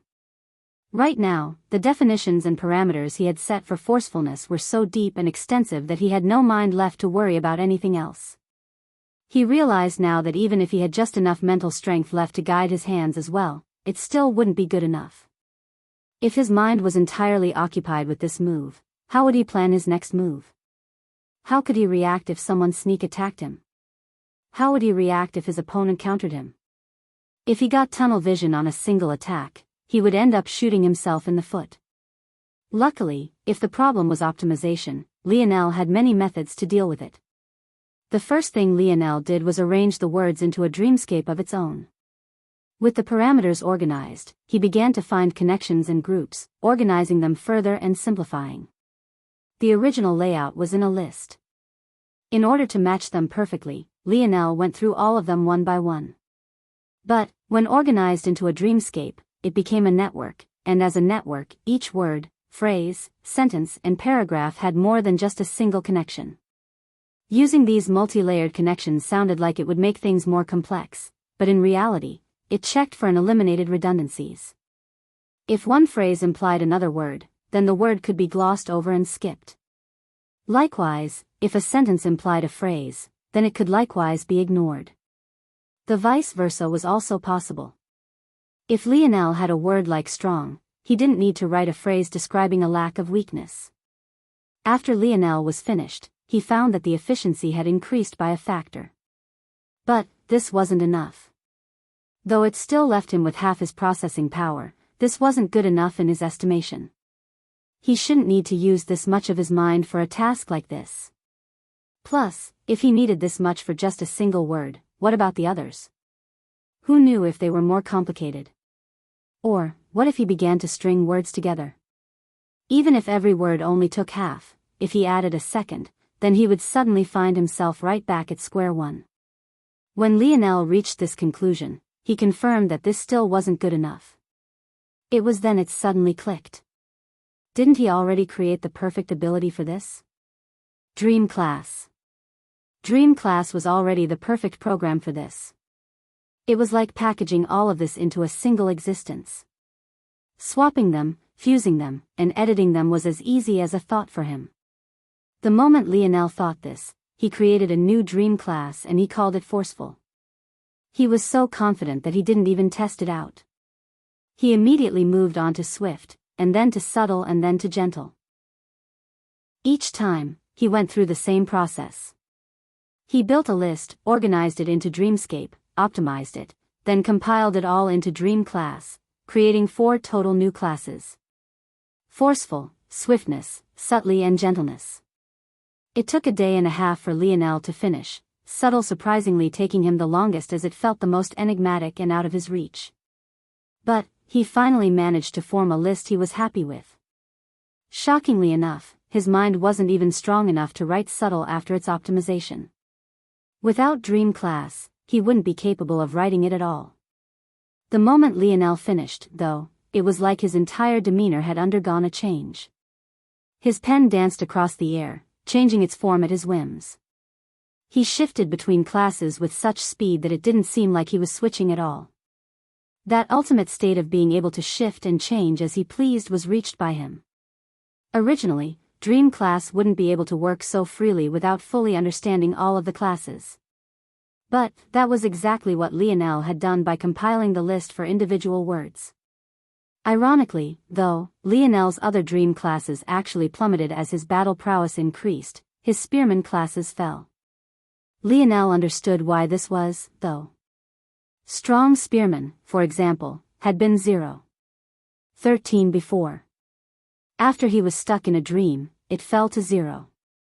0.6, and, after this process, it fell further to 0.04. However, Lionel couldn't have been more excited about this. This was because his strength had increased far more than he thought it had initially. How had strong spearmen gotten weaker? The simple answer was that forcefulness wasn't enough to encompass the word strong. In addition, he had also comprehended 3 other words that had increased his strength holistically, which had also caused strong spearmen to fall.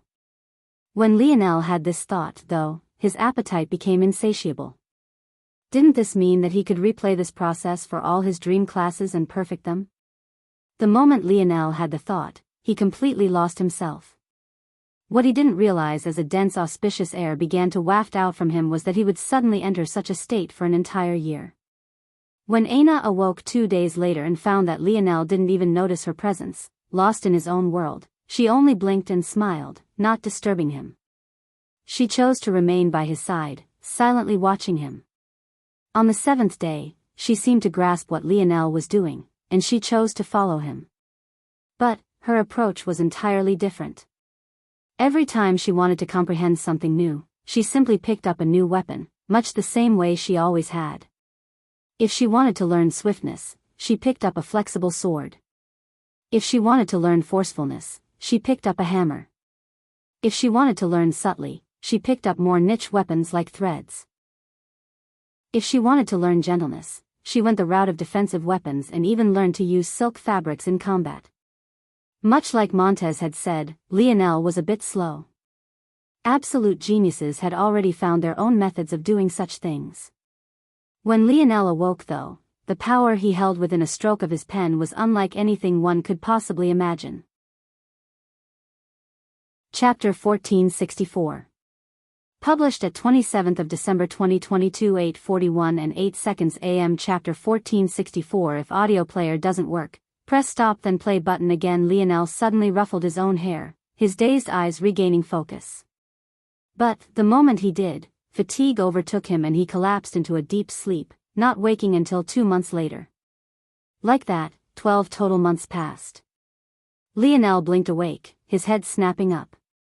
Surprisingly, though, his first instinct wasn't to leave, but rather to reach for the mallet that sat on the table. He had grasped calligraphy now and could even paint stories with nothing more than his words, but it was still lacking. Sniper Archer, 0. 79. Explosive Archer, 0. 78. Strong Spearman, 0. 70. Flexible Spearman, 0. 73. Mixed Fighter, 0. 71. Speed Fighter, 0. 77. Fire Mage, 0. 79. Defensive Mage, 0. 73. Combat Mage, 0. 72. The closer the number got to 1. 00, the more exponentially difficult it became. The fact that there was such a large improvement just went to show how shocking Lionel's improvement had been. But, Lionel realized at the end of the 10th month that he had already pushed poetry as far as it could take him. He then understood why his grandfather had added in music and painting as well. Lionel had a feeling that only by also bringing those two to the same level as his calligraphy and poetry could he possibly reach the ever-elusive 100, but, somewhere deep inside, he felt that even that wouldn't be enough. He would need to take that final step beyond to cross that threshold. However, just as Lionel grasped the mallet, he froze. How long had it been? His eyes blinked, his internal clock catching up and his eyes widening when he realized what happened. After a moment of shock, he jumped to his feet, his heart sparking with flames. He had actually left that woman off for so long? In his agitation, Lionel suddenly heard a giggle. His head turned to find Aina, and that alone seemed to make his flames douse themselves in cold water, only for the heat to return from a completely different place. However, Lionel didn't even get the chance to think whether he should act on it or not when the door to the training room opened. Montez looked Lionel up and down as though he wasn't surprised that the latter had awoken. But then his lip curled up into a sneer. Still with the fifth-dimensional spear for, Lionel's fingers suddenly pierced forward, a blinding golden light threatening to split Montez's forehead in two.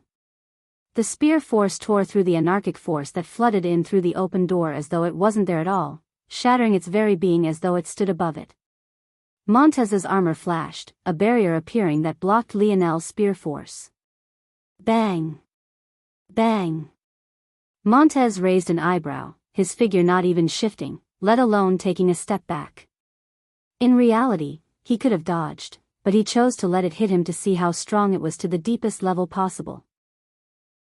Lionel's spear force was so constrained and tidy that even Montez couldn't see through all its secrets at a glance, forcing him to take this approach. Huh, not bad. I guess you're quite ambitious to not break through yet. Montez was very good at keeping a straight face while his heart was busy rolling in waves. He had never felt such a powerful fifth-dimensional spear force before. The only spear forces he had ever felt were anywhere near comparable were spear forces which had already surpassed the fifth dimension, but were constrained by their users to a lower level on purpose. When Montez thought to this point, he realized the only fifth-dimensional forces he had felt were comparable were from elders of the Morales family who had already long since grasped seventh-dimensional spear force. What was most shocking was that Montez was sure that this spear force only embodied the word swift. What if Lionel had used forceful instead? Lionel clicked his tongue, shaking his head when he looked at his uncle's armor. Now that he thought about it, this golden armor was probably his uncle's divine armor. Uncle Montez, is there a reason you always have your divine armor activated? Why do I always have it activated? Montez raised a brow. Rather than answering, he simply allowed it to vanish. The moment he did, it was as though rain had begun to fall.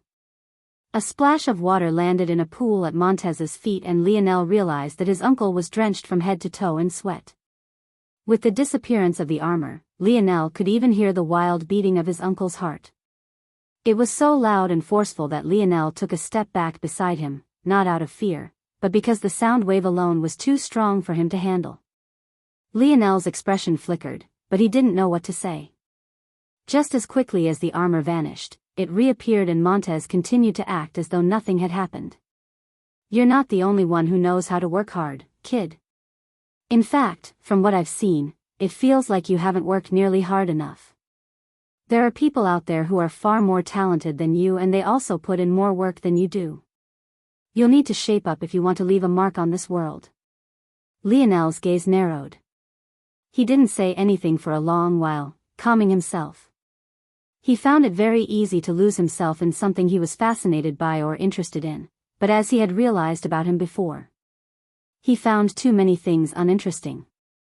However, at least when it came to this path, he had found a bud of something interesting within it. Lionel felt that if he followed this path to the end, let alone his spear and bow force, even his crafting would become unmatched. Uncle Montez, I've been meaning to ask you. I can probably walk deep into it again now that I've improved so much, but there's a bit of a problem with it and am not sure what's wrong. Lionel explained matters to Montez and earned quite the frown from the latter. Something has agitated the spear domain. Usually it waits until its owner has mastered every third, fourth and fifth dimensional weapon before levying the first of three tribulations. But, for some reason, your tribulation is already on its way. Chapter 1465. Published at 27th of December 2022 8:41 and 8 seconds AM. Chapter 1465. If audio player doesn't work, press stop then play button again. Tribulation? Yes, to the spear domain, the third, fourth and fifth dimensions are only primers. Only when you enter the sixth will it begin to display its true prowess and also reveal another stage of the spear domain lineage factor, a stage rarely available and only attainable to those who either have the ring itself, or are close in line to someone awakened it before their birth, their meaning the next in line, of course. Lionel frowned. This was the first time he was hearing of this. His old man was really too useless. What if he just stumbled into this later and had no idea what was happening? Technically, this is a good thing. The earlier you face the tribulation, the better the effects and benefits. The optimal time is when your spear force is fifth dimensional, as it gives you both the best chance to pass, and the right mixture of being a step ahead. The problem is that it should be impossible to reach that level before the sixth dimension. Usually, the true depths of the secrets the first spears have can't be seen without a certain depth of vision, even your current spear force is far from it. But, it's also because of that it would be difficult for you to pass. You could very well die unless you really do master all the spears first. Lionel shook his head. Fantastic, something else that wants to kill me. I'm a bit tired of guillotines hanging over my head. Montez raised an eyebrow, but didn't ask. One would think he would be worried about Lionel, but it seemed he picked this uncaring attitude for the young men in his family just the same way his older brother had. There were too many problems facing Lionel right now. Even though he said that he could walk further in spear domain now, with how strong he remembered the pressure to be, he could at best claim some quasi-bronze spear peaks, and just maybe some lower-level bronze spears if he really pushed himself. However, he was still far from being able to reclaim the quasi-silver and quasi-gold spears he had managed to reach previously. How long until the tribulation comes for me?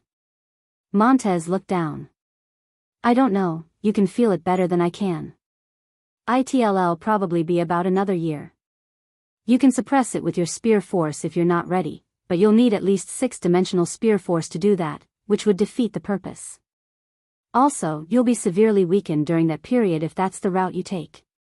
What kind of tribulation is this? One that tests your spear, of course. According to the family records, it's similar to a zone, a mythological zone, to be precise. The difference is that you enter at the 3rd dimension. If your attainments in the spear are too weak, you won't even last a few minutes. A mythological zone? Lionel's brows jumped. He had only been in one mythological zone before, but it had benefited him so greatly that it was still a heavy part of his current battle strength. In fact, during the time he had been suppressing his innate node, without it, he wouldn't have even been a fraction as powerful as he was. And now, with his ethereal glabella filled with an enormous mage core, his strength had bloomed to a completely new level, all thanks to Camelot's magic system. A mythological zone connected to the spear domain. Just what kind of treasures did it have? You shouldn't look so excited, kid. There are 89 people who've taken the spear domain tribulation in our family, only 2 have passed. Of those 21, 17 only achieved the lowest grade. Lowest grade? Lionel frowned. Since when did you get graded for zones? Every zone has a number of tasks to complete, meeting the bare minimum constitutes achieving the lowest grade. Lionel's eyes lit up with understanding. That was right, every zone had quests. If you failed to meet the bare requirement, you would be stuck in the zone until the day you died. However, it was possible to leave the zone without completing all of the quests. Lionel had done that with the Camelot zone, but he managed to complete the last quest outside of the zone. But, something told him that he wouldn't get a chance to do that with the spear domain. That myths are tied to the spear domain? What mythological zone is it? Lionel felt that he should begin preparing now. He needed to have as much information as possible.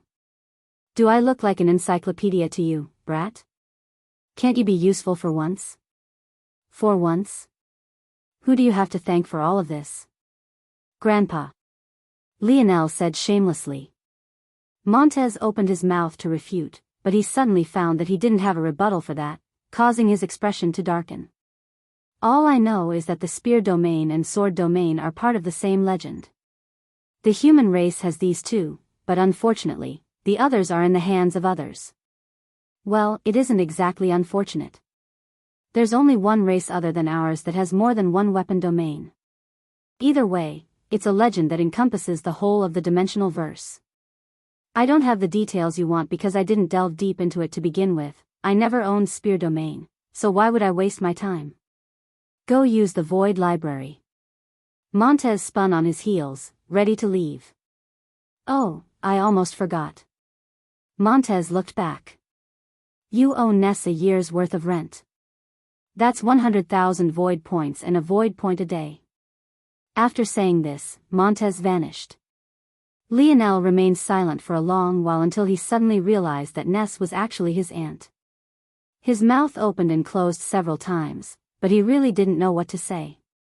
It was true, though, it was only because the anarchic force in this region was so long and almost non-existent that he was able to stay up for 10 months straight to begin with. If not for this, it would have taken him at least double the time. But the idea of paying 36,500,000 void points and 365 void merits hurt to the depths of soul. Lionel lamented how fast his mind worked. Why did no one in his family go easy on him? Chapter 1466. Published at 27th of December 2022 8:41 and 8 seconds AM. Chapter 1466. If audio player doesn't work, press stop then play button again. Lionel didn't dwell on it for too long, though. He would pay it back eventually. Plus, he was lucky that Aina wasn't added to the price, or else it would have been even worse. Oh, Lionel tried to call out to his uncle again, but the old man had already vanished. He wanted to ask if his status as a disciple was still in limbo. It couldn't be that they would still need more time than this, right? If his status was no longer in limbo, he would probably have to adjust his plans. But it was about time he dealt with the Vierer family. Unfortunately, he would probably need to get his report on them updated since he had already been gone for an entire year. Lionel turned his head toward Aina, his eyes glowing as he looked her up and down. "What are you looking at?" Lionel tiled his head to the side. "You didn't break into the 6th dimension?" Aina shook her head. "How was I supposed to do that? We still haven't learned anything about the God path, and someone here decided to stare into blank space for an entire year." Lionel scratched the back of his head awkwardly. It seemed that he really had gone overboard this time. His sense of time was only getting more and more skewed. Back when he was in the 3rd dimension, the most he could focus for was a few hours, just like most humans. The idea that he could do the same thing for almost a year straight without breaks was crazy to him that had been born and raised on Earth. "Do you want to break through before this?" Aina waved her axe lightly, causing a wall of wind to nearly blow Lionel back. "Not sure how necessary that is," Aina said with a smile. Lionel's expression flickered, both he and Aina pressing 2 fingers together at the same time. A line of white and a line of gold cut through the air, colliding in the air exactly halfway between the two of them. Bang! For a moment, they froze, until they both began to crack. With a burst, they shattered apart. Lionel grinned. "I win." Aina pouted slightly. "Clearly cheating. What can I say? I'm a wealthy young master. You're lucky to marry me." "Marry you? I don't remember agreeing to such a thing." Lionel flashed and appeared before Aina, his grin still as bright. "You didn't? You really know how to hurt a man's heart." "What would you know about that?" "A lot. Didn't you see Richard's face? That poor sap was half broken. I didn't even do anything to him, and even had the grace to allow him the chance to marry you, but he still came back glaring at me like I had done something to him. What's that if not a heartbroken man? You're really cheeky, actually bringing something like that up." Aina's eyes flashed with a dangerous light, her smile being tinged with a hint of murderous intent. Her hand reached forward, clawing down into Lionel's ropes and wrapping around his cloth belt. A cold sweat fell down Lionel's back. The combination of powerful woman, murderous gaze, and a hand so close to his most vulnerable point was not a good one by any stretch. He really might have been a bit too cheeky with his words just now. In truth, his spear force had a small edge over Aina's on blade force, likely because of the spear domain ring. There was an odd shift that had happened when a blade force went from white to gold. It was only now, though, that Lionel understood just how tangible that difference was, and it only seemed accessible through the use of this heirloom. Lionel cleared his throat, laughing uneasily. "You know what they say, the best way to ease over trauma is to joke about it." "Oh? Why don't you joke about my trauma a little bit more? I think I'm almost over it." "Real close." Lionel coughed. "Is it a bit hot in here?" "Wow, I think we should get out of here." "No, no. This heat is quite good. Weren't you the fire boy?" Lionel made a mental note to no longer offend this demoness. Her knuckles pressed against his lower belly with a bit too much force. This woman wasn't to be trifled with. Seeing Lionel still coughing and not daring to meet her gaze, Aina smiled and released her grip, painting the faint nail marks left on Lionel's chest. "You're lucky you're handsome, and more forgiving of a pretty face." Aina fixed Lionel's clothes and cupped his cheeks, squeezing them. Then, she went to the tip of her toes and gave him a peck before pulling him away. Let's go, husband candidate. We have a lot to do. Lionel only seemed to blink awake now. Candidate? Aina's steps paused, turning around with an innocent blink in her eyes. Is there a problem? Lionel stood straight and saluted like a good soldier. None at all, ma'am. Good, good. Off we go. Montez laughed so hard he felt like he might cough up a lung. He had come back because he had sensed a weird aura in the spear domain ring, and he felt that he finally recognized it at the end, only to see such a scene. That girl would really become the scariest of the quartet. That quartet obviously being his mother, his wife, his sister-in-law, and now Aina. He immediately forgot his purpose, laughing so hard he didn't pay a lick of attention to his surroundings. And it was precisely then that a strong pinch caught his ear. Huh? Montez's gaze focused only to find a familiar oil-covered woman standing before him. He tried to run, but it was already too late. I've waited long enough, Montez. Don't make me divorce you. Wait. I still have to tell Lionel something. If you weren't so enamored with your dramatic exits, you could have done that long ago. Now, it's my time. But it's important. All the more reason you should have remembered before. Like this, Montez was dragged away. Chapter 1467. Published at 27th of December 2022 8:41 and 8 seconds AM. Chapter 1467. If audio player doesn't work, press stop then play button again. Lionel didn't know what his uncle had to tell him, but if he was aware of what it was about, he would likely conclude that it was about that odd rod the Rapax had thrown at him. Lionel had also sensed the oddity of its aura, and if it wasn't because the oddity of the spear domain had occurred after it appeared, it would have assumed that it was because of it that the tribulation was brought so far forward. The spear domain was properly organized. There were spear peaks, and then there were the spears that couldn't claim peaks for themselves. This divided the spear domain into a noble class of spear and a not-so-noble class. Of course, to other spears, this not-so-noble class was still leads beyond anything they could match up to. But this was still the case within the realms of the spear domain. So, what would happen if another spear that insisted on claiming a spear peak appeared? Well, it was either the spear domain would form a new peak for it, something that Lionel didn't believe would happen, or it would have to knock another spear off of its pedestal. The truth was that Lionel had never seen a quasi-level spear below the peak. So, that meant that it was either they lost a tier during the battle, or, when a peak spear lost its peak, it would be destroyed. Either way, these matters had little to do with Lionel right now because the spear was far beyond his reach. Right now, he could barely claim a quasi-bronze spear.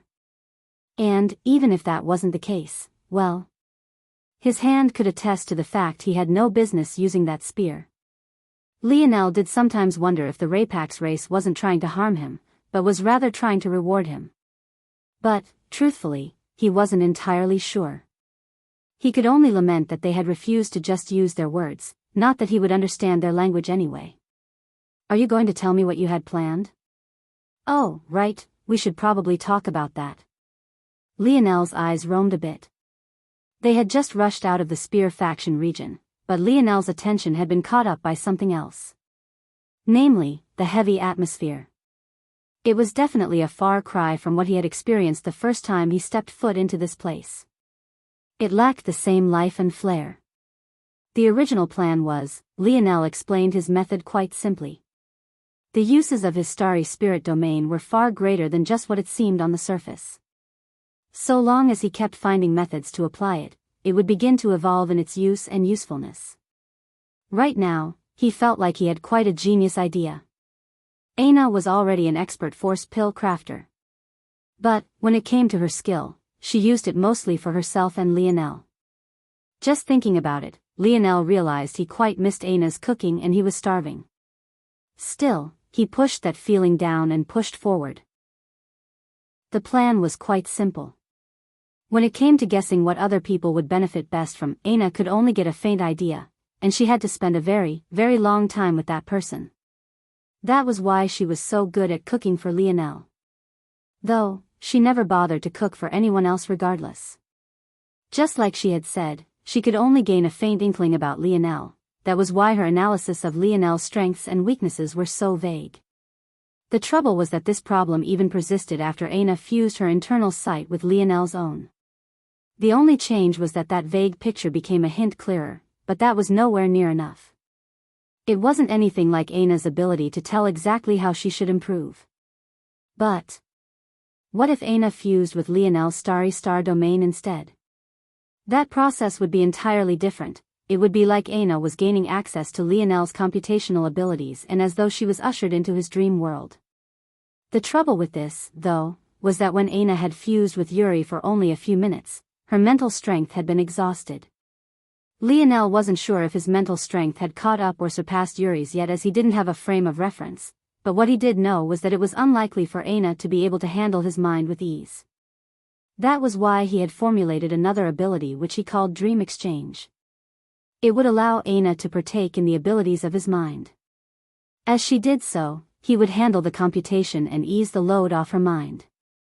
So you want me to use my ability to help cure people? Not just to help cure, but to also help them break through their bottlenecks. We're not only going to suffocate their market, but we're going to do it cheaper and faster. With just the two of us? Aina raised a brow. If I deploy my starry spirit domain to its full range, we can easily fit a dozen people into it, if not more. Going through a lot of people will be easy. We just need a few policies to make things easier on us. Regardless, after people see the results, they won't care about anything else. But first, we need a plot of land near a Senate branch. Before that, though, I need to make another visit to the Sith family. Lionel's expression turned cold and his fingers suddenly struck out. Before the individual watched them from a distance could react, Lionel's spear force rotated and then exploded, shredding their arm to pieces and alarming all those around. Even after a year, this person still had people monitoring for the two of them. But this was good. Lionel was glad that she was so persistent, that made him want to deal with her even more. His stance was still the same. Every time such an individual appeared before him, he would crush them even if that meant crippling them. Chapter 1468. Published at 27th of December 2022, 8:41 and 9 seconds AM. Chapter 1468. If audio player doesn't work, press stop then play button again. Official artwork for Lionel's Dark Ice armor is now live on my Instagram at @auspec_. Smiley face. It wasn't long before Lionel had left the Sith family faction, another million void points poorer. He was certain it shouldn't have cost this much, but there was nothing else he could do if he wanted solid information. As for what had changed, it seemed that Triana's faction had finally been promoted to silver grade, and as such, its wealth and power had substantially increased, as had its territory and influence. This made Lionel's brow furrow a bit, but that was all.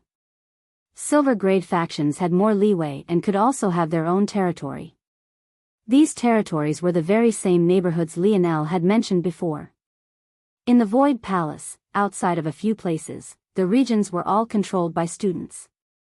Everything from city planning to even some laws were set and decided by the faction of a given area.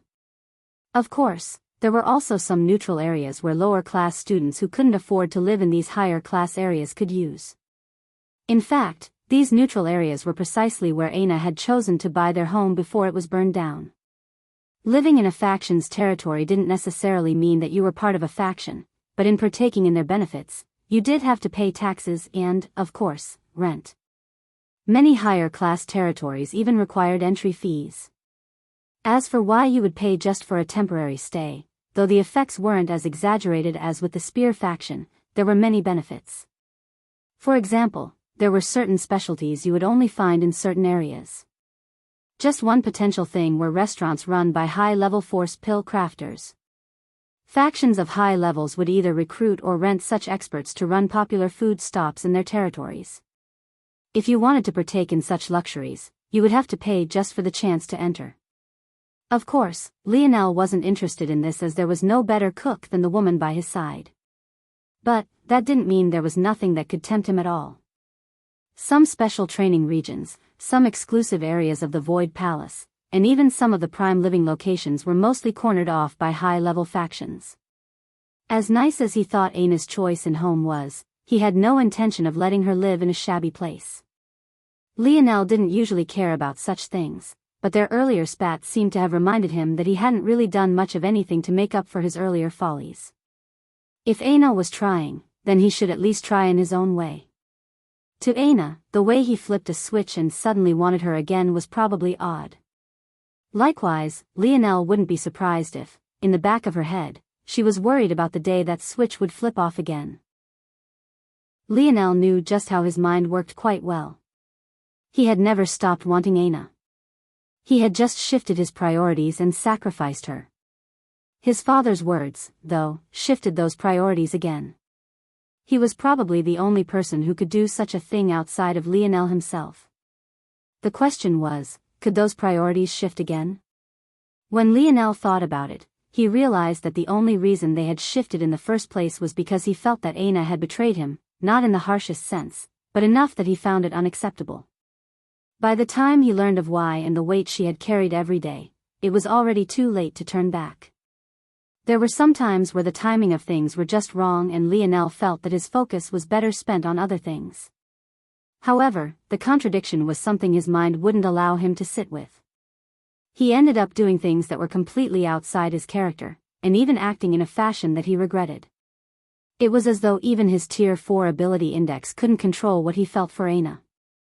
There were many times where Lionel didn't understand something and he allowed it to stop his footsteps and fester in his mind.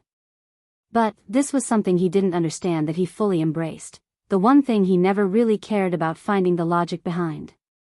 Aina had just spent the last year by his side in silence, supporting him. But, in the back of her mind, there were clearly still some fresh wounds that couldn't even be considered to have scabbed over. As funny as it was to joke about baby making appointments, Lionel wouldn't even feel right taking that step yet. Knowing himself, he would probably accept it with open arms anyway. But that didn't mean that it wouldn't be wrong. He had probably ended up gaining all of his father's and uncle's promiscuity, but he had somehow aimed it all toward one woman. Why it was things were like this, he didn't know. All he knew was that he had never been interested in any other woman. He didn't even feel sexually aroused by other women. At this point, Lionel couldn't even call himself straight. He was more like an asexual. He was practically asexual in almost 100% of contexts outside of when he was with her. Lionel looked away from the pendant in his hand toward Aina and smiled. "Stop smiling at me like that, I'm still mad at you and I want to stay mad for a little longer." Lionel burst into a fit of laughter when he saw Aina's pouting expression. He suddenly felt that he never wanted to leave this woman's side.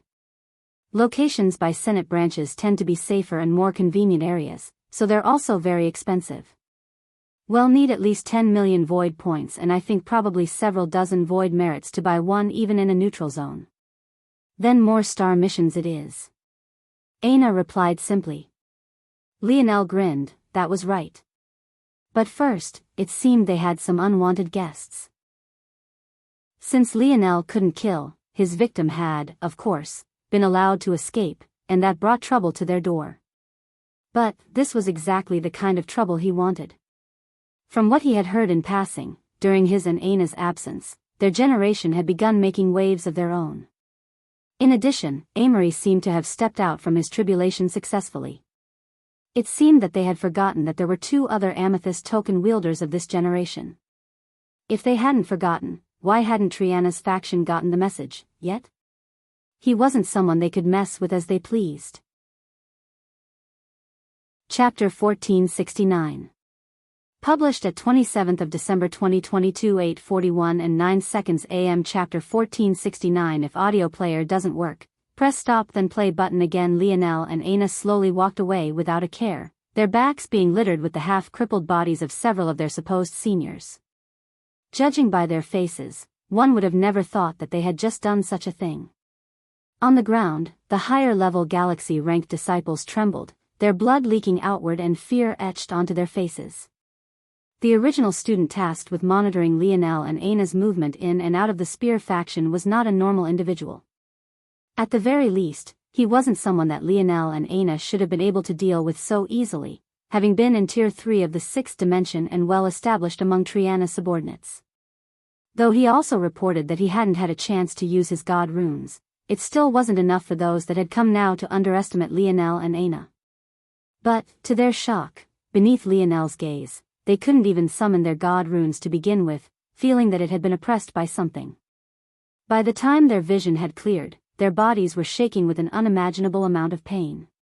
Monsters. That was the only conclusion they had come to. They had forgotten just what kind of monsters amethyst token wielders could be. The large majority of them had only entered as nominal disciples, barely able to climb to this rank after decades of effort and more blood, sweat, and tears than they dared to even think about. But these two youths, who hadn't even stepped into the 6th dimension yet, toyed with their lives as though they were nothing. None of them were under any illusions. If it wasn't for the rules of the Void Palace, their lives would have ended right here. They barely crawled up to their feet, looking toward their crippled arms with ugly expressions. It then dawned on them exactly why it was that Lionel kept crippling their arms but leaving their legs just fine. He didn't care if they went off to tell Triana what had happened. In fact, he welcomed it with wide open arms. He left them with their legs so that they could run off and tell their master exactly what was coming. A year had already been too long, and Lionel didn't particularly care if Triana's faction had managed to become silver grade or not. He would crush them just the same. Lionel and Aina entered a Senate branch only for the two to be pleasantly surprised to find that it was Dimitri on the other end. Dimitri himself, though, couldn't help but raise an eyebrow when he saw the two. Lionel and Aina had made such a commotion a year ago, all to just vanish later on. There had been a big commotion 12 months ago. News had spread that Triana had targeted Aina and how the two were forced to run. But then Lionel came back and crippled not just one of Triana's people, but 7 in a row, severing all of their arms. This was a clear slap to both the faces of Triana and her Vieira family, and there was an uproar caused while many looked for the two. There had even been a bounty up for a while until information returned that Lionel had entered the Spear faction territory. It was quite odd for a newbie to suddenly enter the Spear faction territory like this. After all, it was expensive. However, those that remembered that Lionel had just cleared a 3-star mission found it to be more acceptable.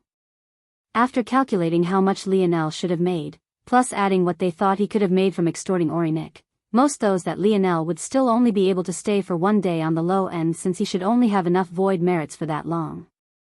After all, he should have had to pay for both himself and Aina. In their estimation, the only way Lionel could stay longer was if he managed to break some Spear faction records. But, reasonably, even if he did, considering his current level of strength, he would at most be able to extend his stay a week or two. No one was even sure how strong Lionel's spear was except for the geniuses who had gone into the core of the Rapak's nest with him. But, many of them were oddly quiet about what had happened that day, and not many even understood how Lionel had come back injured in the first place. However, no one could have expected that not only would Lionel vanish for an entire year, rumors about him taking advantage of his family's connections again began to stir up once more. And, unfortunately, it was once again the truth. The pressure the Spear faction was facing from the Sword faction was already great after the fall of the stalwart Polearm faction. After a year, that pressure was even greater, and Lionel's actions didn't help at all.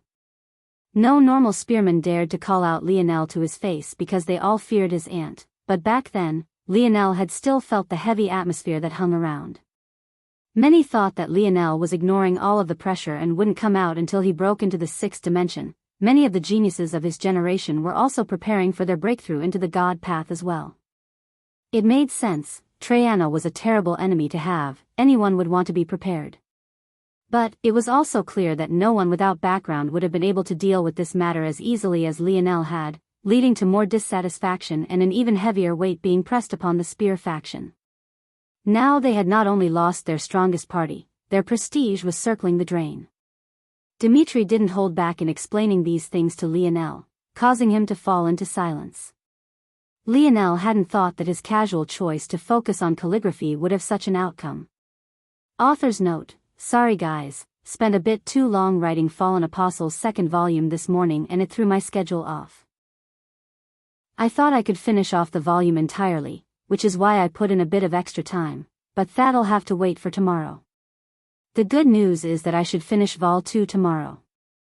The bad news is that DD's chapters are late, LMAO. More DD chapters on the way. Join the Discord community to get these updates ahead of time. Link in author's note. Chapter 1470. Published at 27th of December 2022 8:41 and 9 seconds AM. Chapter 1470. If audio player doesn't work, press stop then play button again. I see. Lionel nodded. The spear faction seemed to be more important than he thought.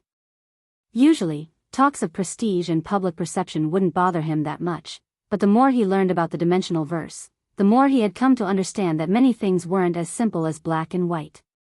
For example, the so-called Constellation Alliance Nazag had mentioned had rolled off of Lionel's shoulders before. He hadn't really cared. But then when he was reading in the Void Library, something suddenly clicked for him. The Leo family, the Pius family, the Terrius family, the Gamin family, the Lyra family, the Tor family, the Cornus family, the Cancer family, the Ram family, the Virgo family, the Aquarius family, and the Pisc family. Of those families, Lionel had had run-ins with all of them during the true selection, some in passing, and some in much more fierce confrontations. He hadn't known their names before, but when he did come to know them, the answer was so glaring that he couldn't ignore it. Weren't their names too similar to Earth's 12 most important constellations? Whether by legend of infamy, who of Earth didn't know those 12 names? They might have been a bit different, but 3 was already a coincidence, so what exactly did a dozen make? One might ask why this was even important and what it had to do with Lionel's thoughts of public perception. Well, the answer was quite simple for a person whose mind worked like Lionel's. How did Earth so suddenly stumble into such names for their constellations? Anyone who had ever seen the actual alignment of stars could very easily tell that said constellations looked very little like their namesakes. Whoever named them most definitely had an overactive imagination and would probably see entire storylines while cloud watching. If the star patterns were hardly recognizable from their constellation patterns, then how exactly had Earth stumbled onto the exact right names? It wasn't just the name that was similar, but even the meaning behind them seemed perfect. Take Vega Aquarius for example, the very same woman who tried to recruit Aina into her faction. Was her hair not blue? Was that a coincidence? It seemed like a ridiculous one. Even further, many had seen Vega fight before. She was without question someone with a strong water affinity. And what about Nazag Terrius? Could it be any more on the nose that his family was part of the Constellation Bao Alliance and that he was a genius archer? And then there was the overly arrogant Conan Leo who had a head and face of golden hair that quite frankly looked more like the mane of a lion than anything a human should have. And, I have no idea which bastard wrote this, but we Leos are not arrogant, we're just very handsome and everyone hates us for it. All of these things couldn't possibly be coincidences. So, what had happened? Had these families sent representatives of Earth to spread word of their family names? That didn't make much sense to Lionel. At the very least, if they had taken such an approach, the names wouldn't have been, kind of similar, they would have been exact. In addition, what would be the point of that? But then Lionel felt that he was still thinking too rigidly. What if there was actually a benefit to spreading your fame like this? If artistic conception could wield such power, who was to say that there weren't other things that Lionel had been unaware of that could potentially hold such strength? Then Lionel remembered that in his second ever zone, he became enemies with Shield Cross Stars because they had interfered with Joan. And then they actually appeared again in Camelot's zone. By this point in his analysis, Lionel had to take a step back and shake his head. The actions of Shield Cross Stars had been very conservative and very covert. It couldn't be compared to something so obvious. And, clearly, changing up the names a bit wasn't exactly stealthy. Though it wasn't obvious, there seemed to be a bit of a taboo in talking about Earth. No one here ever mentioned Earth, no one in the Luxnix family had mentioned it, and everyone seemed to approach Earth in a hands-off fashion. Lionel didn't believe that these families would be so brazen. There was a piece of the puzzle Lionel thought he was missing. But, that was when he thought about things in the reverse fashion. What if it wasn't that the families wanted to spread their influence to strengthen themselves, but rather that they were powerful already, and as a result, the influence of their constellations influenced Earth unknowingly. The more Lionel thought about it, the more he felt it made sense. When he fused an artistic conception into his spear, even if someone couldn't quite understand the foundation and root of it, he could still convey a feeling. And what was the constellation realm if not the ultimate artistic conception? It was the highest realm you could touch and the strongest universal cycle you could comprehend. It made sense that if it took its place in the night sky, that people would be able to vaguely understand the meaning it was trying to convey. And, if it was strong enough, maybe even hear a little bit of its name. Of course, there were many other things Lionel was confused about. For example, weren't he constellations in the Milky Way? But they weren't even in the same galaxy anymore. However, toward these questions, he could only ignore them as this was probably related to higher-level secrets he wasn't aware of.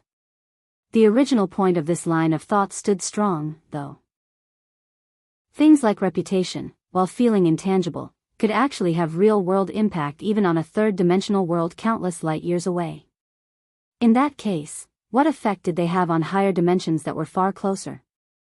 The spear faction's blades seemed to be dulling continuously, and their enemies were taking advantage of it as they pleased. Lionel never cared much for the spear as a weapon. He chose it originally by coincidence, and then he stuck with it because he had a lineage factor to pair with it. But, if there was one thing he did care about, it was losing.